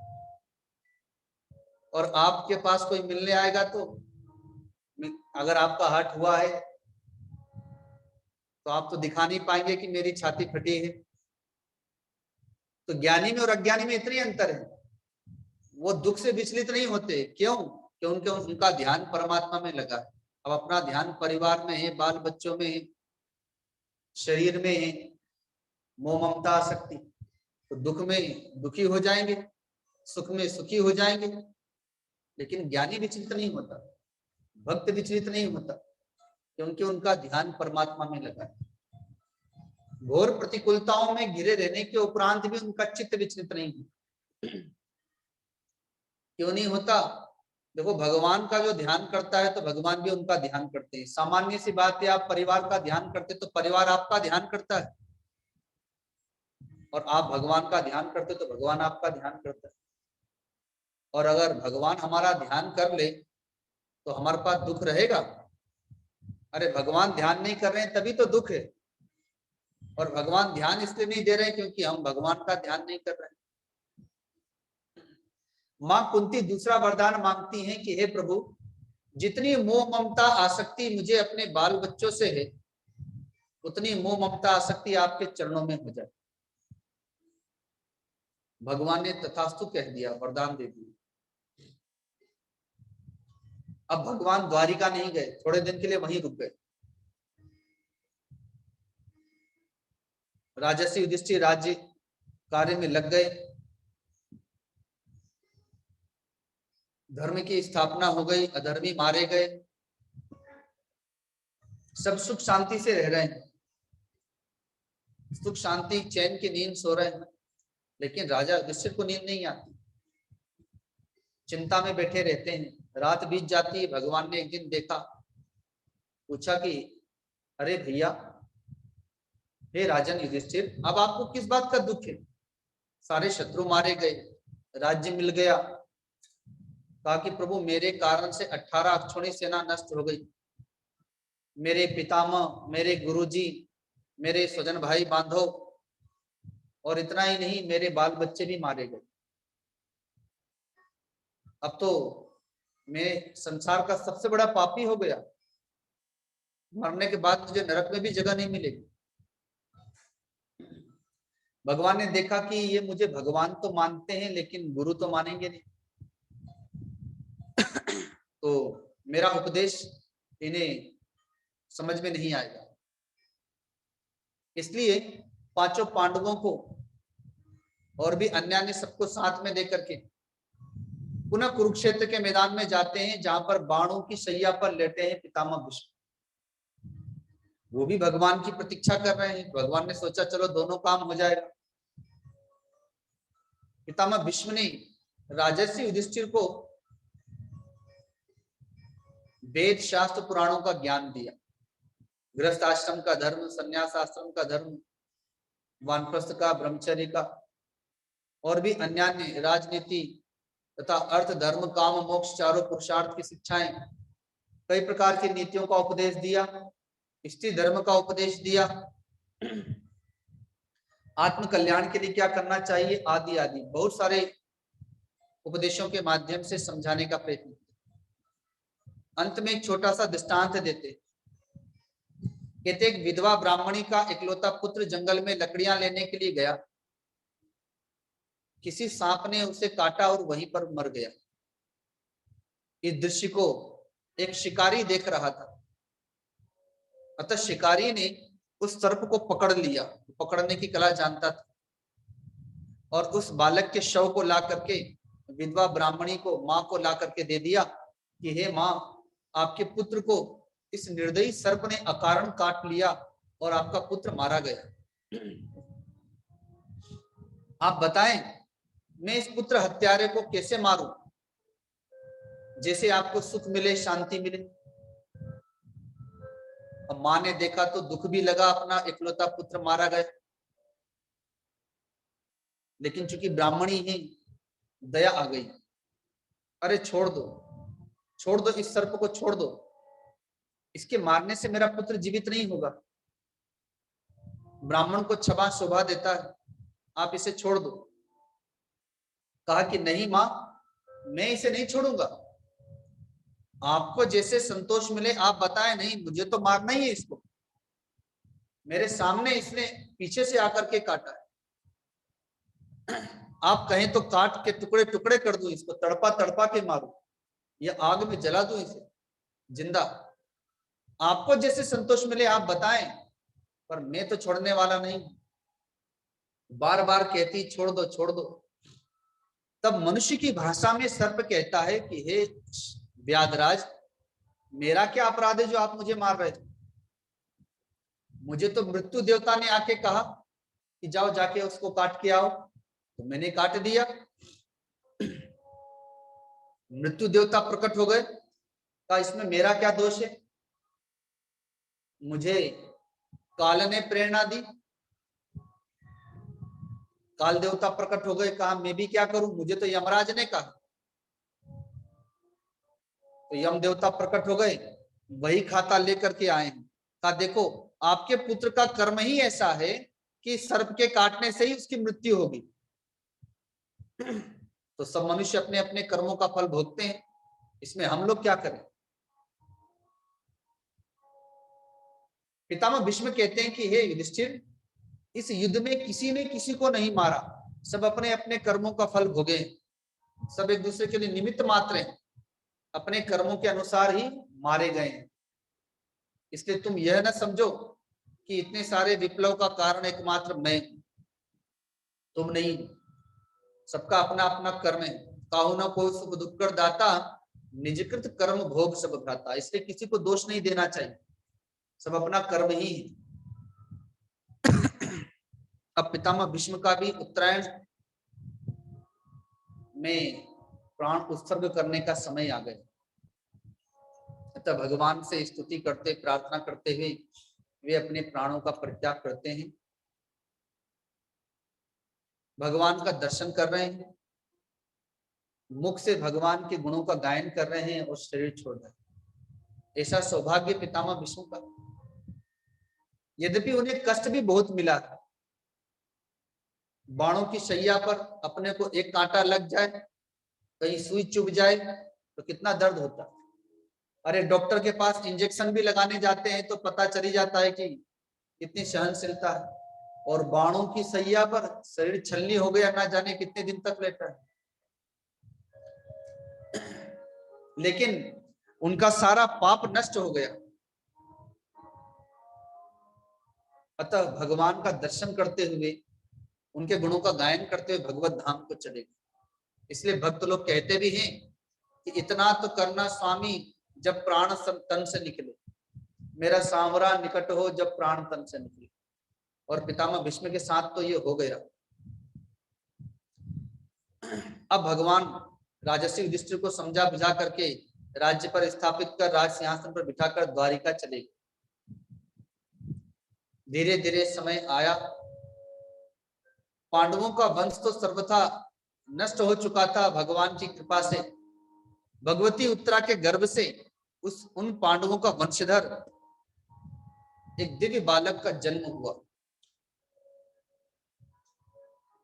राजर्षि युधिष्ठिर के हर्षोल्लास का ठिकाना ना रहा। उन्होंने एक बड़ा उत्सव मनाया, ब्राह्मणों को, विद्वानों को, संतों को भी आमंत्रित किया, ज्योतिषियों को बुलाया।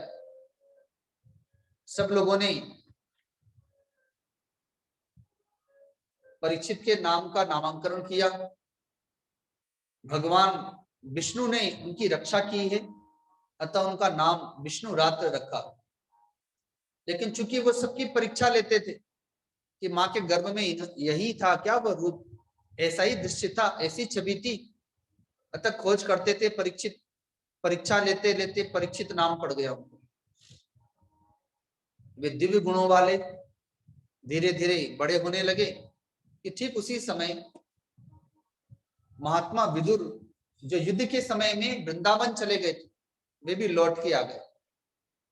पांडवों के यहाँ एक तो खुशी का ठिकाना ना था, पुत्र हुआ है, और ऊपर से उनके ऊपर कोई बड़ों का हाथ नहीं था। पितामह भीष्म, आचार्य द्रोण, कृपाचार्य आदि सब तो। अब महात्मा विदुर जब लौट आए तो उन्हें ऐसा लगा कि मानो निर्जीव शरीर में पुनः प्राण आ गए, क्योंकि हमेशा कष्ट के समय में पिता के तुल्य रक्षा की है महात्मा विदुर ने। लेकिन महात्मा विदुर इस समय पांडवों के लिए नहीं आए थे, वे राजा धृतराष्ट्र के लिए आए थे। राजा धृतराष्ट्र चाहे जैसे भी हो, अंधे हो, पुत्र मोह के कारण से अपने वंश का सर्वनाश करा लिए, लेकिन वे ब्रह्मर्षि व्यास जी के पुत्र भी। अतः ब्रह्मर्षि व्यास जी के कहने से ही महात्मा विदुर वहां पर आए और समय देख करके एकांत में राजा धृतराष्ट्र को समझाने लगते हैं।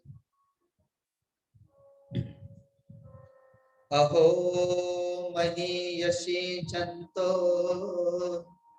जीविताशायया भवान् भीमा पर्वचितं पिंड मादत्ते गृहपाल। अहो, मनुष्य के जीवन जीने की तृष्णा, आशा, इच्छा तो देखें। शरीर में झुर्रियां पड़ जाती हैं, बिस्तर पर गिर जाता है, रोग हो जाता है, बाल पक जाते हैं, दांत टूट जाते हैं, कमर झुक जाती है, लेकिन फिर भी मनुष्य जीना चाहता है। साथी संगाती परिजन सब छोड़ छोड़ के चले गए, काल के गाल में चले गए, लेकिन फिर भी मनुष्य जीवन जीना चाहता है। कैसे जीवन जीना चाहता है कि किसी सर्प के मुख में मेंढक है, अब आधा शरीर तो उसके मुख में है और आधा बाहर है, और तभी कोई फतिंगा उड़ के आ रहा हो तो मेंढक अभी भी उस फतिंगे को पकड़ने के लिए अपनी जीवा को लपलपाता है। ऐसे ही मनुष्य देख रहा है कि मैं काल के गाल में जा रहा हूं, 50 साल तो मेरा काल के गाल में जा चुका, अब ना जाने कितना समय मेरा बाहर बचा है। तो आधा शरीर तो उसका काल के गाल में ही, लेकिन फिर भी संसार, स्वजन, विषय उनसे तृप्त नहीं होता। हे राजन, आपके वंश में कौन बचा है? ना आपका पुत्र है, ना पौत्र है, आपके कारण सब काल के गाल में चले गए। आप किसके लिए जीवन जी रहे हैं? कोई नहीं बचा। और किसके घर में रहते हैं? अरे जिन पांडवों को आप बैरी समझ करके सदा उनसे द्वेष करते थे, मारने का प्रयत्न करते थे, आज उन्हीं के घर में आप बैठे हैं। और जिस भीमसेन ने आपके 100 पुत्रों को मारा है, उन्हीं की रोटी के टुकड़ों पर आप पलते हैं, आपको लज्जा नहीं आती? राजा धृतराष्ट्र की आंखें खुल गई। अंत भला तो सब भला। कहते हैं कि यहां तो भजन नहीं होगा, मुझे यहां से कहीं दूर ले चलो। आधी रात को राजा धृतराष्ट्र, मां गांधारी, मां कुंती और महात्मा विदुर, ये चारों घर छोड़ करके हरिद्वार में सप्तऋषि क्षेत्र में चले आए तपस्या करने के लिए, और वहीं तपस्या करते करते अपना शरीर छोड़ा।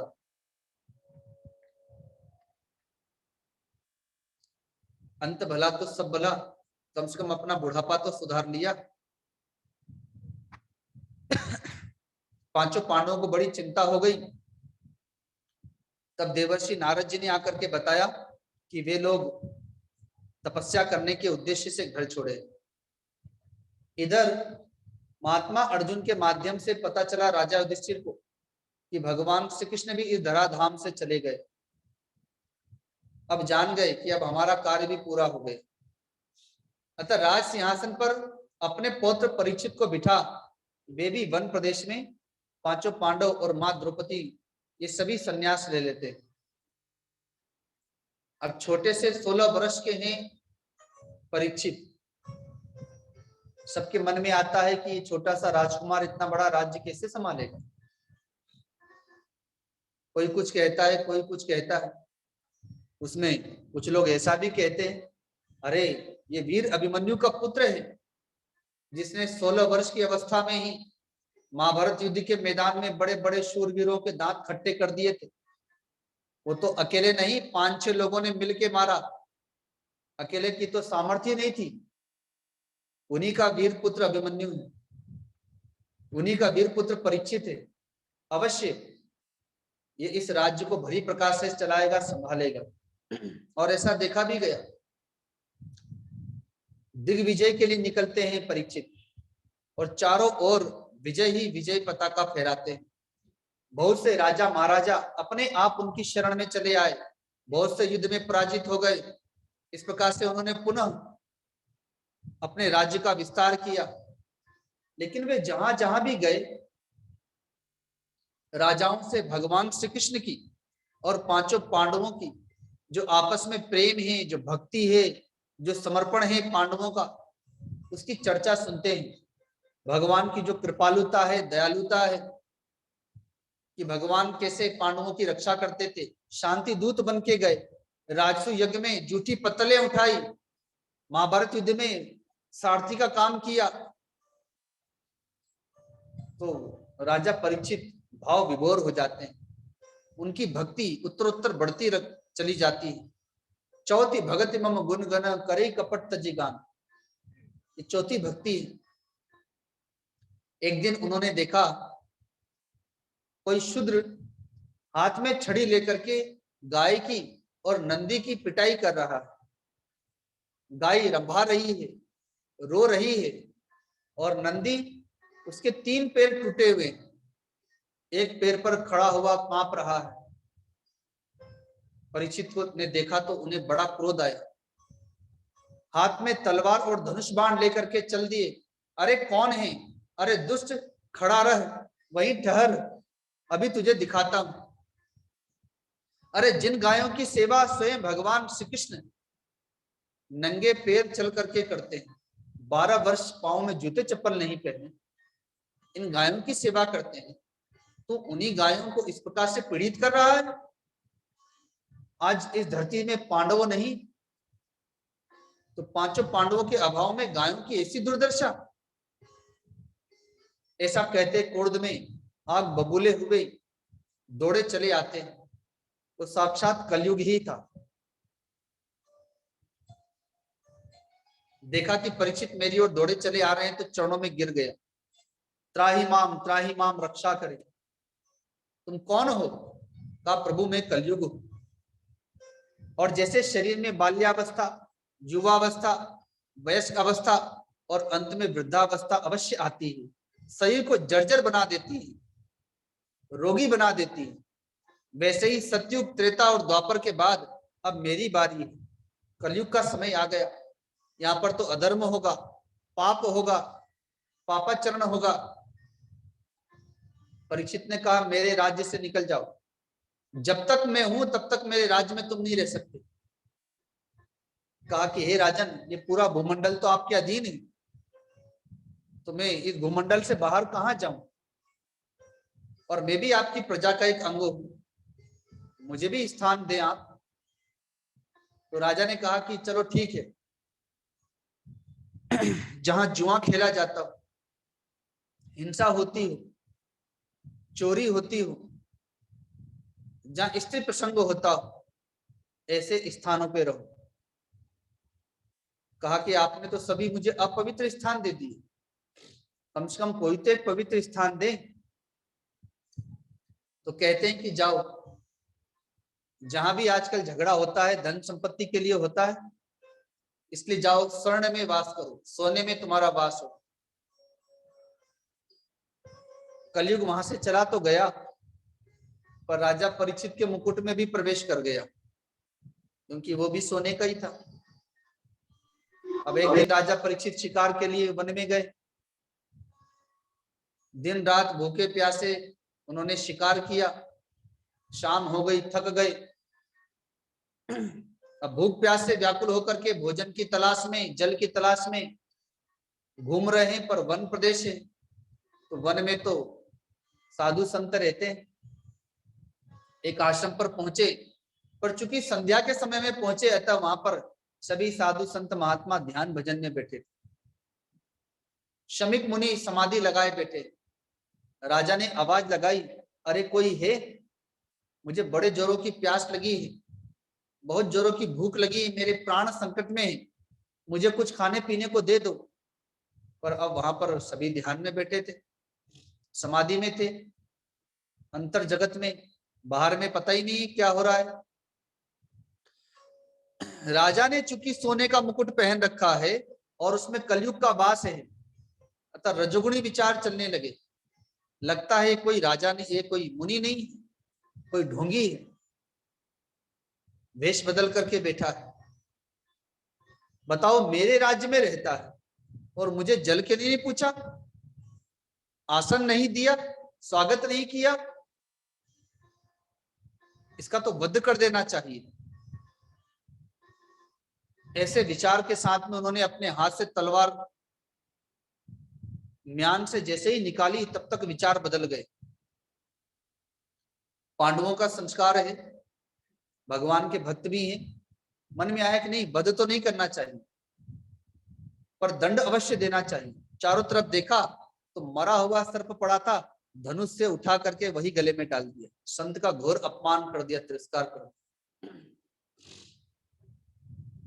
और वहां से अपने महल में चले आए।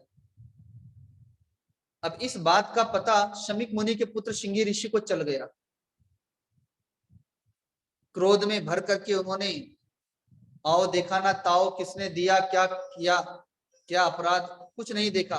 क्रोध में भर करके हाथ में जल लेकर के शाप दे दिया कि जिस दुष्ट राजा ने मेरे पिता का इतना घोर तिरस्कार किया, जिस जाति के सर्प को गले में डाल दिया, वही तक्षक जाति का नाग आज से 7वें दिन उस राजा को डसेगा और उनका प्राणांत हो जाएगा, और मेरा ये शाप टल नहीं सकता। ऐसा कह करके शमीक मुनि के पास आकर के बैठ करके फुट फुट के वे रोने लगे, और भी सारे शिष्यगण आ गए। थोड़ी देर के उपरांत समाधि टूटी तो देखा गले में सर्प पड़ा है, उसे उठाया, दूर रख दिया, और देखा पुत्र रो रहा है, तो पूछा कि क्या बात है। तो बताया शिष्यों ने, कोई राजा आया था, गले में सर्प डाल दिया, इन्होंने शाप दे दिया, लेकिन आपको देख करके ये रो रहे हैं कि मेरे पिता का ऐसा अपमान। शमीक मुनि ने पूछा कि कौन था वह राजा, तो किसी को पता नहीं। तब ध्यान लगा करके देखा, अरे राम राम, अरे वो तो पांडवों का वंशधर धर्मात्मा महात्मा राजा परीक्षित, जिसकी स्वयं भगवान ने मां के गर्भ में रक्षा की, जो भगवान का प्रिय भक्त है, तुमने उसी को शाप दे दिया। तुमने शाप देकर के सिद्ध कर दिया कि अनधिकारी को शक्ति प्राप्त नहीं होना चाहिए। अपने शिष्य को जाकर के कहा, आदेश दिया कि जाओ जाकर के कह दो राजा परीक्षित को कि उन्हें शाप मिल गया है, 7 दिन का समय शेष है, उन्हें तो पता भी नहीं। राजा परीक्षित अपने घर पहुंचे, पर मन में बड़ा पश्चाताप हो रहा है, बड़ी ग्लानि हो रही। देखो, उन्होंने कभी जीवन में संतों का अपमान नहीं किया, ब्राह्मणों का अपमान नहीं किया, बड़े बड़ों का अपमान नहीं किया, लेकिन आज संस्कारवश ऐसा हो गया है, इसलिए घोर पश्चाताप हो रहा है। और तभी शिष्य ने आकर के सूचना दी कि हे राजन, आपको शमीक मुनि के पुत्र श्रृंगी ऋषि ने शाप दे दिया, आज से 7वें दिन तक्षक जाति का नाग आके आपको डसेगा, और आपका प्राणांत हो जाएगा, और ये शाप किसी प्रकार से टल नहीं सकता। बड़े दुख की बात है, आप जैसे धर्मात्मा राजा आज इस राज्य में रह रहे हैं, राज्य का संचालन कर रहे हैं, तो हमारे जैसे ऋषि मुनि वन में निर्भय होकर के अपनी तपस्या कर रहे हैं। नहीं तो असुरों का उत्पात होगा तो हम भी भजन कैसे कर पाएंगे। लेकिन हम क्या करें, अब तो शाप निकल चुका है। लेकिन राजर्षि परीक्षित ने जैसे ही सुना कि मुझे शाप मिल गया और मेरे पास केवल 7 दिन का समय शेष है, उन्हें निर्मल वैराग्य प्रकट हो गया। उसी समय मुकुट उतार दिया, राजसी वेश उतार दिया, ना पत्नी की तरफ देखा, ना बाल बच्चों की तरफ देखा, सामान्य वेशभूषा धारण की और वहां से चल दिए। पुत्र पीछे पीछे, पिताश्री पिताश्री ठहरे रुके, पर पलट के नहीं देखा। क्योंकि जब मनुष्य प्राण त्यागता है, सारे लोग रोते बिलखते रह जाते हैं, पर प्राण किसी की तरफ नहीं देखता, जीव किसी की तरफ नहीं देखता। जो शरीर 7 दिन के बाद छूटने वाला है, जो बाल बच्चे, जो राज्य, जो पत्नी, जो स्वजन भाई बांधव 7 दिनों के बाद छूटने वाले हैं, उनको उन्होंने पहले ही छोड़ दिया। मोह ममता आसक्ति का त्याग कर दिया, निर्मल वैराग्य को धारण करके शुक्रताल चले आए, गंगा जी के तट पर आकर के आवाहन कर दिया कि हे प्रभु, इन 7 दिनों में मेरा उद्धार कैसे हो, मेरा कल्याण कैसे हो, मैं क्या करूं, मेरा मार्गदर्शन करें। कहा गया है कि भगवान की तरफ कोई एक कदम चलता है, भगवान 1000 कदम चल के आते हैं। भगवान ने एक नहीं अनेक संतों को भेज दिया। संतों की भीड़ होने लगी राजा परीक्षित के पास। भगवान सुखदेव जी भी चले आए, जिन्होंने अपने माता पिता की तरफ नहीं देखा। लेकिन आज राजर्षि परीक्षित जो भगवान के भक्त हैं, उनके लिए चले आए, सबको प्रणाम करते हैं, आसन देते हैं और कहते हैं कि अब मोहि भा भरोस हनुमंता, बिन हरि कृपा मिले ही नहीं संता। भगवान ने मेरी पुकार सुन ली, मेरी प्रार्थना सुन ली, भगवान ने मुझ पर कृपा की, और उसका ये प्रमाण है कि मुझे संत मिल गए, और एक नहीं इतने सारे संत। अब तो मेरा उद्धार अवश्य होगा, अब तो मेरा कल्याण अवश्य होगा, अब मेरा शाप कुछ नहीं बिगाड़ सकता। बल्कि वो शाप था ही नहीं, वो तो मेरे लिए वरदान हो गया। ना शाप मिला होता, ना घर छूटता, और ना आप जैसे संत मेरा उद्धार करने आते। और उसी समय अपने आप को समर्पित कर दिया, भगवान सुखदेव जी को अपना सद्गुरु बना लिया और शिष्य के रूप में समर्पित हो गए। हाँ, झांकी को लेके आ सकते और अपना दुख निवेदन करते हैं। संसार में हम जीवों को, स्वजनों को दुख सुनाएं तो लोग कहते हैं कि दुख कहने से कुछ हल्का हो जाता है, लेकिन दुख का समाधान नहीं होता। दुख का समाधान या तो भगवान के पास में है और या तो सद्गुरु के पास में। वहां पर हमें दुख सहन करने की शक्ति प्राप्त होती, और या तो वो दुख का ही समाधान हो जाता है। तो आइए, राजर्षि परीक्षित भगवान सुखदेव जी के पास अपना दुख निवेदन कर रहे हैं, अपने जीवन को समर्पित कर रहे हैं। एक दिव्य झांकी के साथ में, इस भजन के साथ में हम लोग उनके भावों को श्रवण करेंगे। गुरुवर तुम ही बता दो, गुरुवर गुरुवर तुम ही बता दो, किसकी शरण में जाऊं,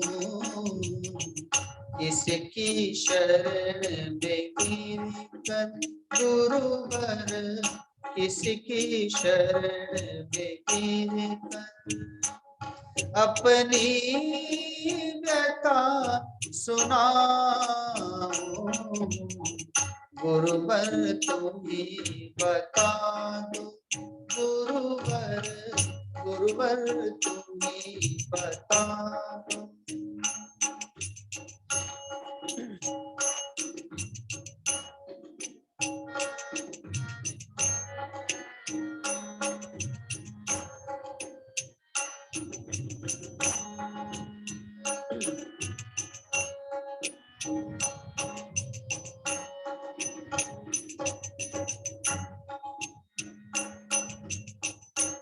अज्ञान के तिमिर ने चारों तरफ से घेरा, क्या रात है प्रलय की होगा नहीं सवेरा, होगा नहीं सवेरा। पथ और प्रकाश दो गुरुवर, पथ और प्रकाश दो, चलने की शक्ति पाओ। गुरुवर तुम्ही बता दो, गुरुवर तुम्ही बता दो। किसकी शरण में जाऊं, गुरुवर तुम्ही बता दो।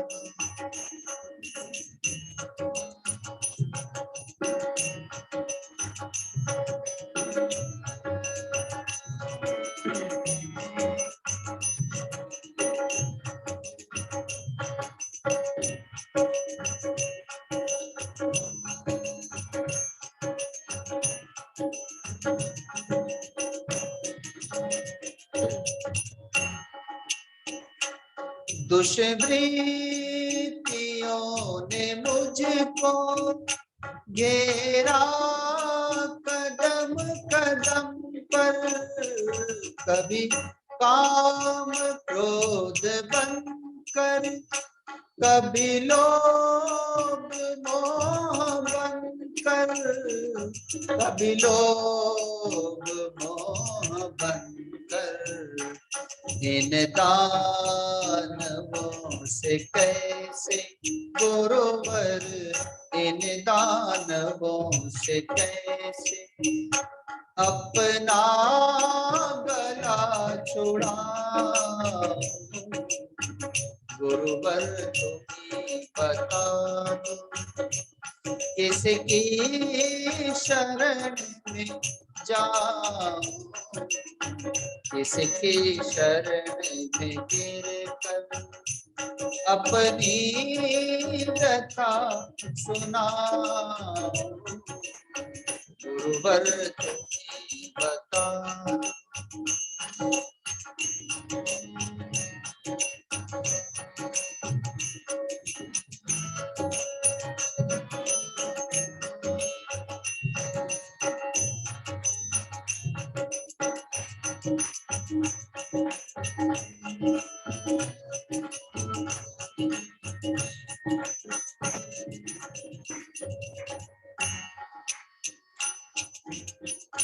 जीवन के देवता का करता रहा निरादर, कैसे करूं समर्पित जीवन की जीर्ण चादर, जीवन की जीर्ण चादर। ये पाप की गठरिया गुरुवर, ये पाप की गठरिया क्या खोल के दिखाओ, गुरुवर तुम्ही बता दो। किसकी शरण में जाऊं, गुरुवर तुम्ही बता दो।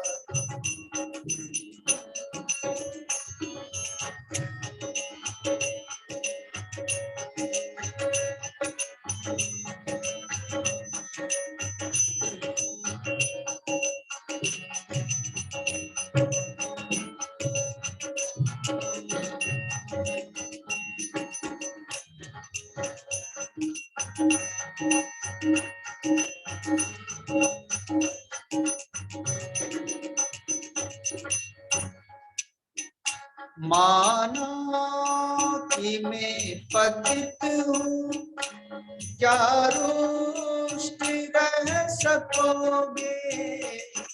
मुस्कान प्रेम अमृत क्या दे नहीं सकोगे, क्या दे नहीं सकोगे। दाता तुम्हारे दर से, दाता तुम्हारे दर से जाऊं तो किधर जाऊं।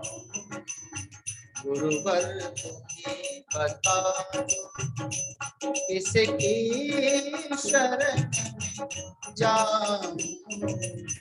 किसकी शरण में गिरकर अपनी व्यथा सुनाऊं। गुरुवर तुम्हें बता दो, गुरुवर तुम्हें बता दो, किसकी शरण में जाऊं। किसकी शरण में गिरकर अपनी व्यथा सुनाऊं। गुरुवर तुम्हें बता दो, गुरुवर तुम्हें बता दो, गुरुवर तुम्हें बता दो। बोले सद्गुरुदेव भगवान की, ब्रह्मर्षि व्यास जी महाराज की, श्री सुखदेव जी भगवान की, श्रीमद् भागवत महापुराण की, गंगा मैया की, गौ माता की, सब संतों की, सब भक्तों की। नमः पार्वती पते हर हर महादेव। भगवान सुखदेव जी और राजर्षि परीक्षित के झांकी के लिए उत्साहवर्धन के लिए सभी तालियों के साथ में स्वागत करेंगे। ठीक है, जा सकते हैं। प्रथम दिवस के द्वितीय सत्र की भागवत की ये कथा भगवान सुखदेव जी और राजर्षि परीक्षित के चरणों में ही हम लोग समर्पित करते हैं। कल सुबह में अर्थात द्वितीय दिवस के प्रथम सत्र में पुनः आगे की कथा प्रारंभ करेंगे। कल की कथा के जो हमारे यजमान गण हैं, सुबह की जलपान में कल रांची से सुमन बाई और दोपहर का जो भंडारा है वह विजय अग्रवाल जी। कल के आप ही लोग यजमान होंगे, तो अभी के जो यजमान गण हैं वे लोग मंच पर आ जाएंगे और आरती के लिए हमारे ब्राह्मण वर्ग तैयारियां करेंगे। सभी भक्तगण अपने स्थान पर खड़े होकर के श्रीमद् भागवत महापुराण की आरती का गायन करेंगे। बोलिए सद्गुरुदेव भगवान की।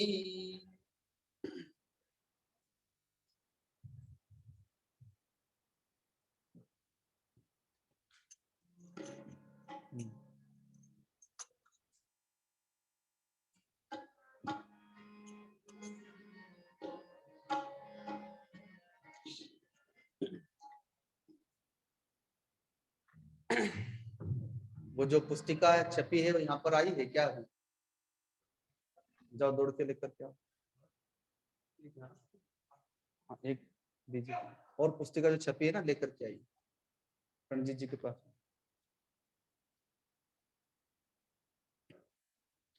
कुसुम भाई आप मंच पर आ जाइए।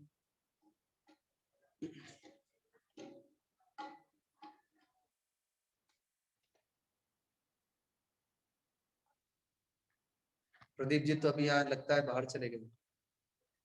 अच्छा आ गए, ठीक। जो हम लोग भागवत में भजन गा रहे हैं तो उन भजनों का संकलन आप लोगों ने किया है ताकि आप लोग भी पीछे से या अपने घरों पर अन्य समय भी इन भजनों को आप लोग गुनगुना सके और साथ में इन्होंने गुरु जी की आरती और जो हम लोग गीता जी की स्तुति गायन करते हैं ना, गीता हृदय भगवान का, और भी अन्य चीजों को प्रकाशित किया है।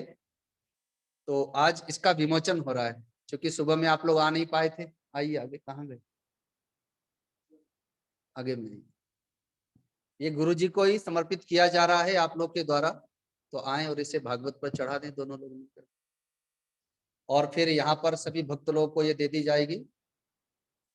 बोले सद्गुरुदेव भगवान की, श्रीमद् भागवत महापुराण की। इसमें जो भी हम लोग भागवत में भजन गा रहे हैं, तो उसे आप लोग कल साथ में गा सकते हैं, गुनगुना सकते हैं। ये अभी सब लोगों को बांट दी जाएगी। अब आरती होगी। बहुत बहुत आशीर्वाद। आरती अति पावन पुराण की, आरती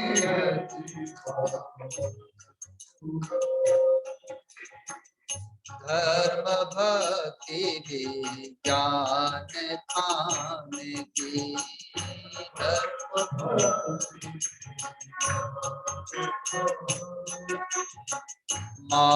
महापुराण भागवत निर्मल,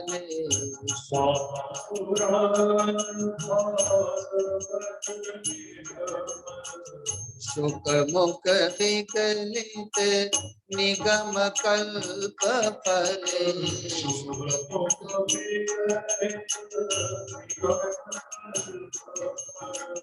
परमानंद सुधारसमय कल,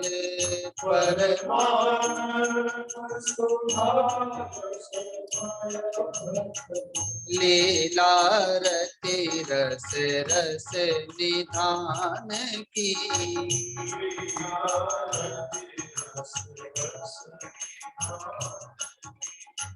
आरती अति पावन पुराण की,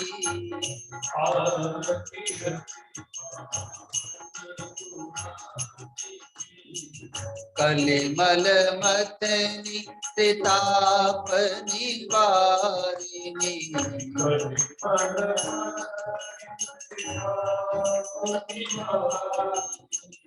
जन्म मृत्युमय भव भय हारिणी,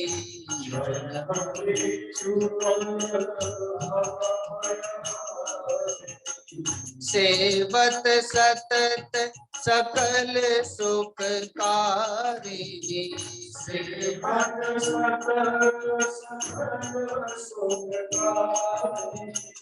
सो मोहसति हरिचरित गान की,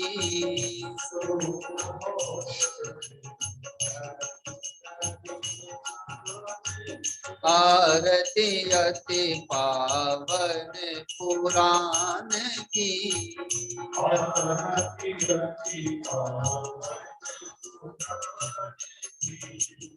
विषय विलास विमोह विनाशिनी,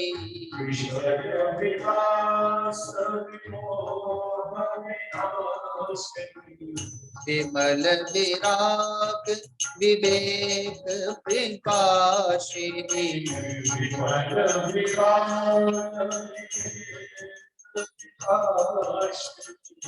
भगवत तत्व रहस्य प्रकाशिनी,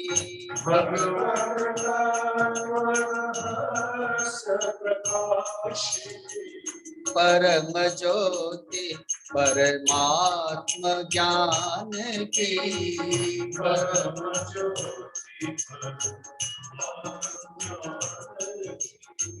आरती अति पावन पुराण की,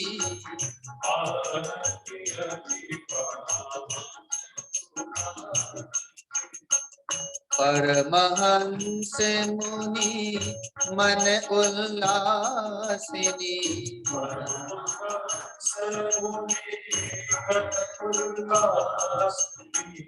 रसिक हृदय रस रास विलासिनी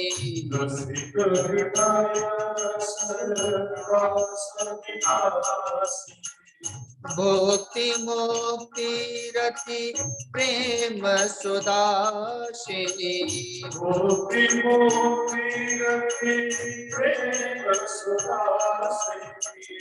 कथा अकिंचन प्रिय सुजान की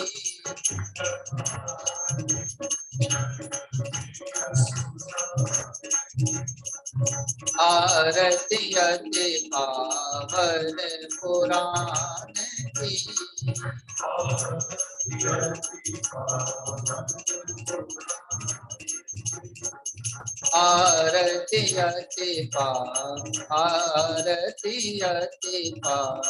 आरती अति पावन पुराण की।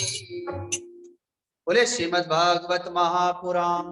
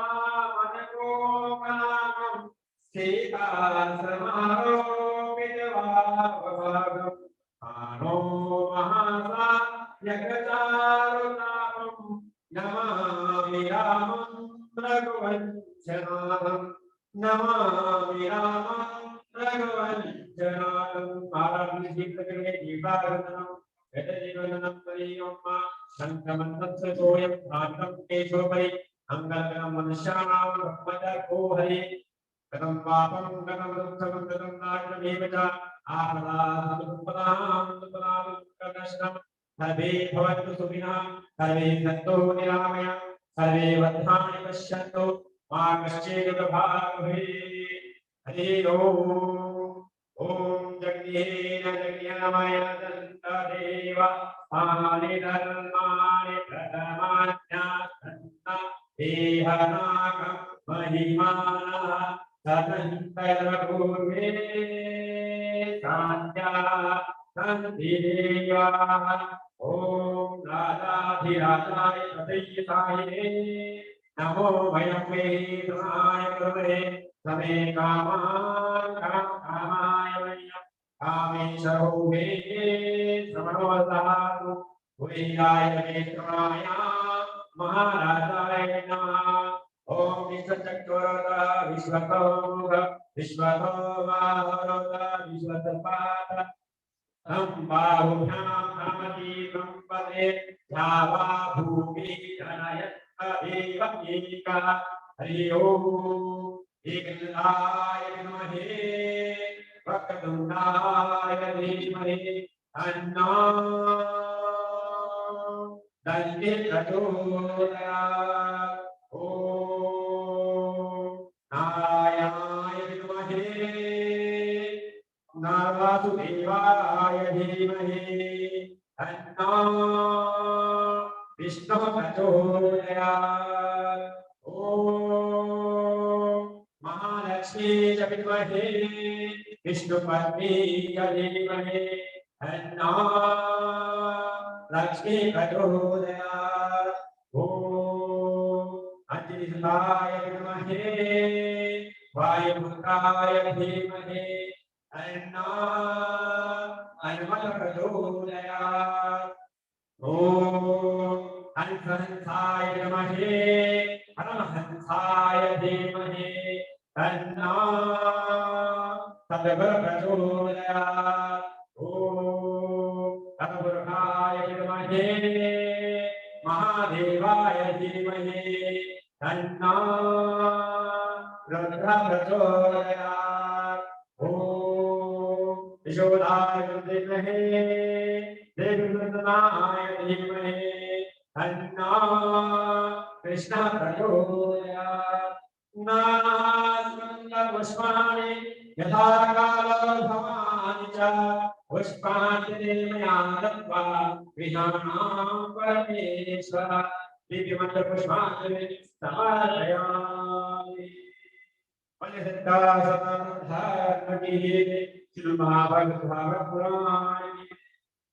व्याजी महाराज की गो माता की प्रभुदेव महाराज की गो माता की गंगा मैया की आदित्य की सब संतों की सब भक्तों की नमः पार्वती पति हर हर महादेव। धर्म की जय हो, अधर्म का नाश हो, प्राणियों में सद्भावना हो, विश्व का कल्याण हो, गौ माता की सेवा हो, माता कमलों की सेवा हो, घर घर में मंगलधरण हो, गीता का ज्ञान हो, सत्संग का प्रसार हो। नमः पार्वती पते हर हर महादेव।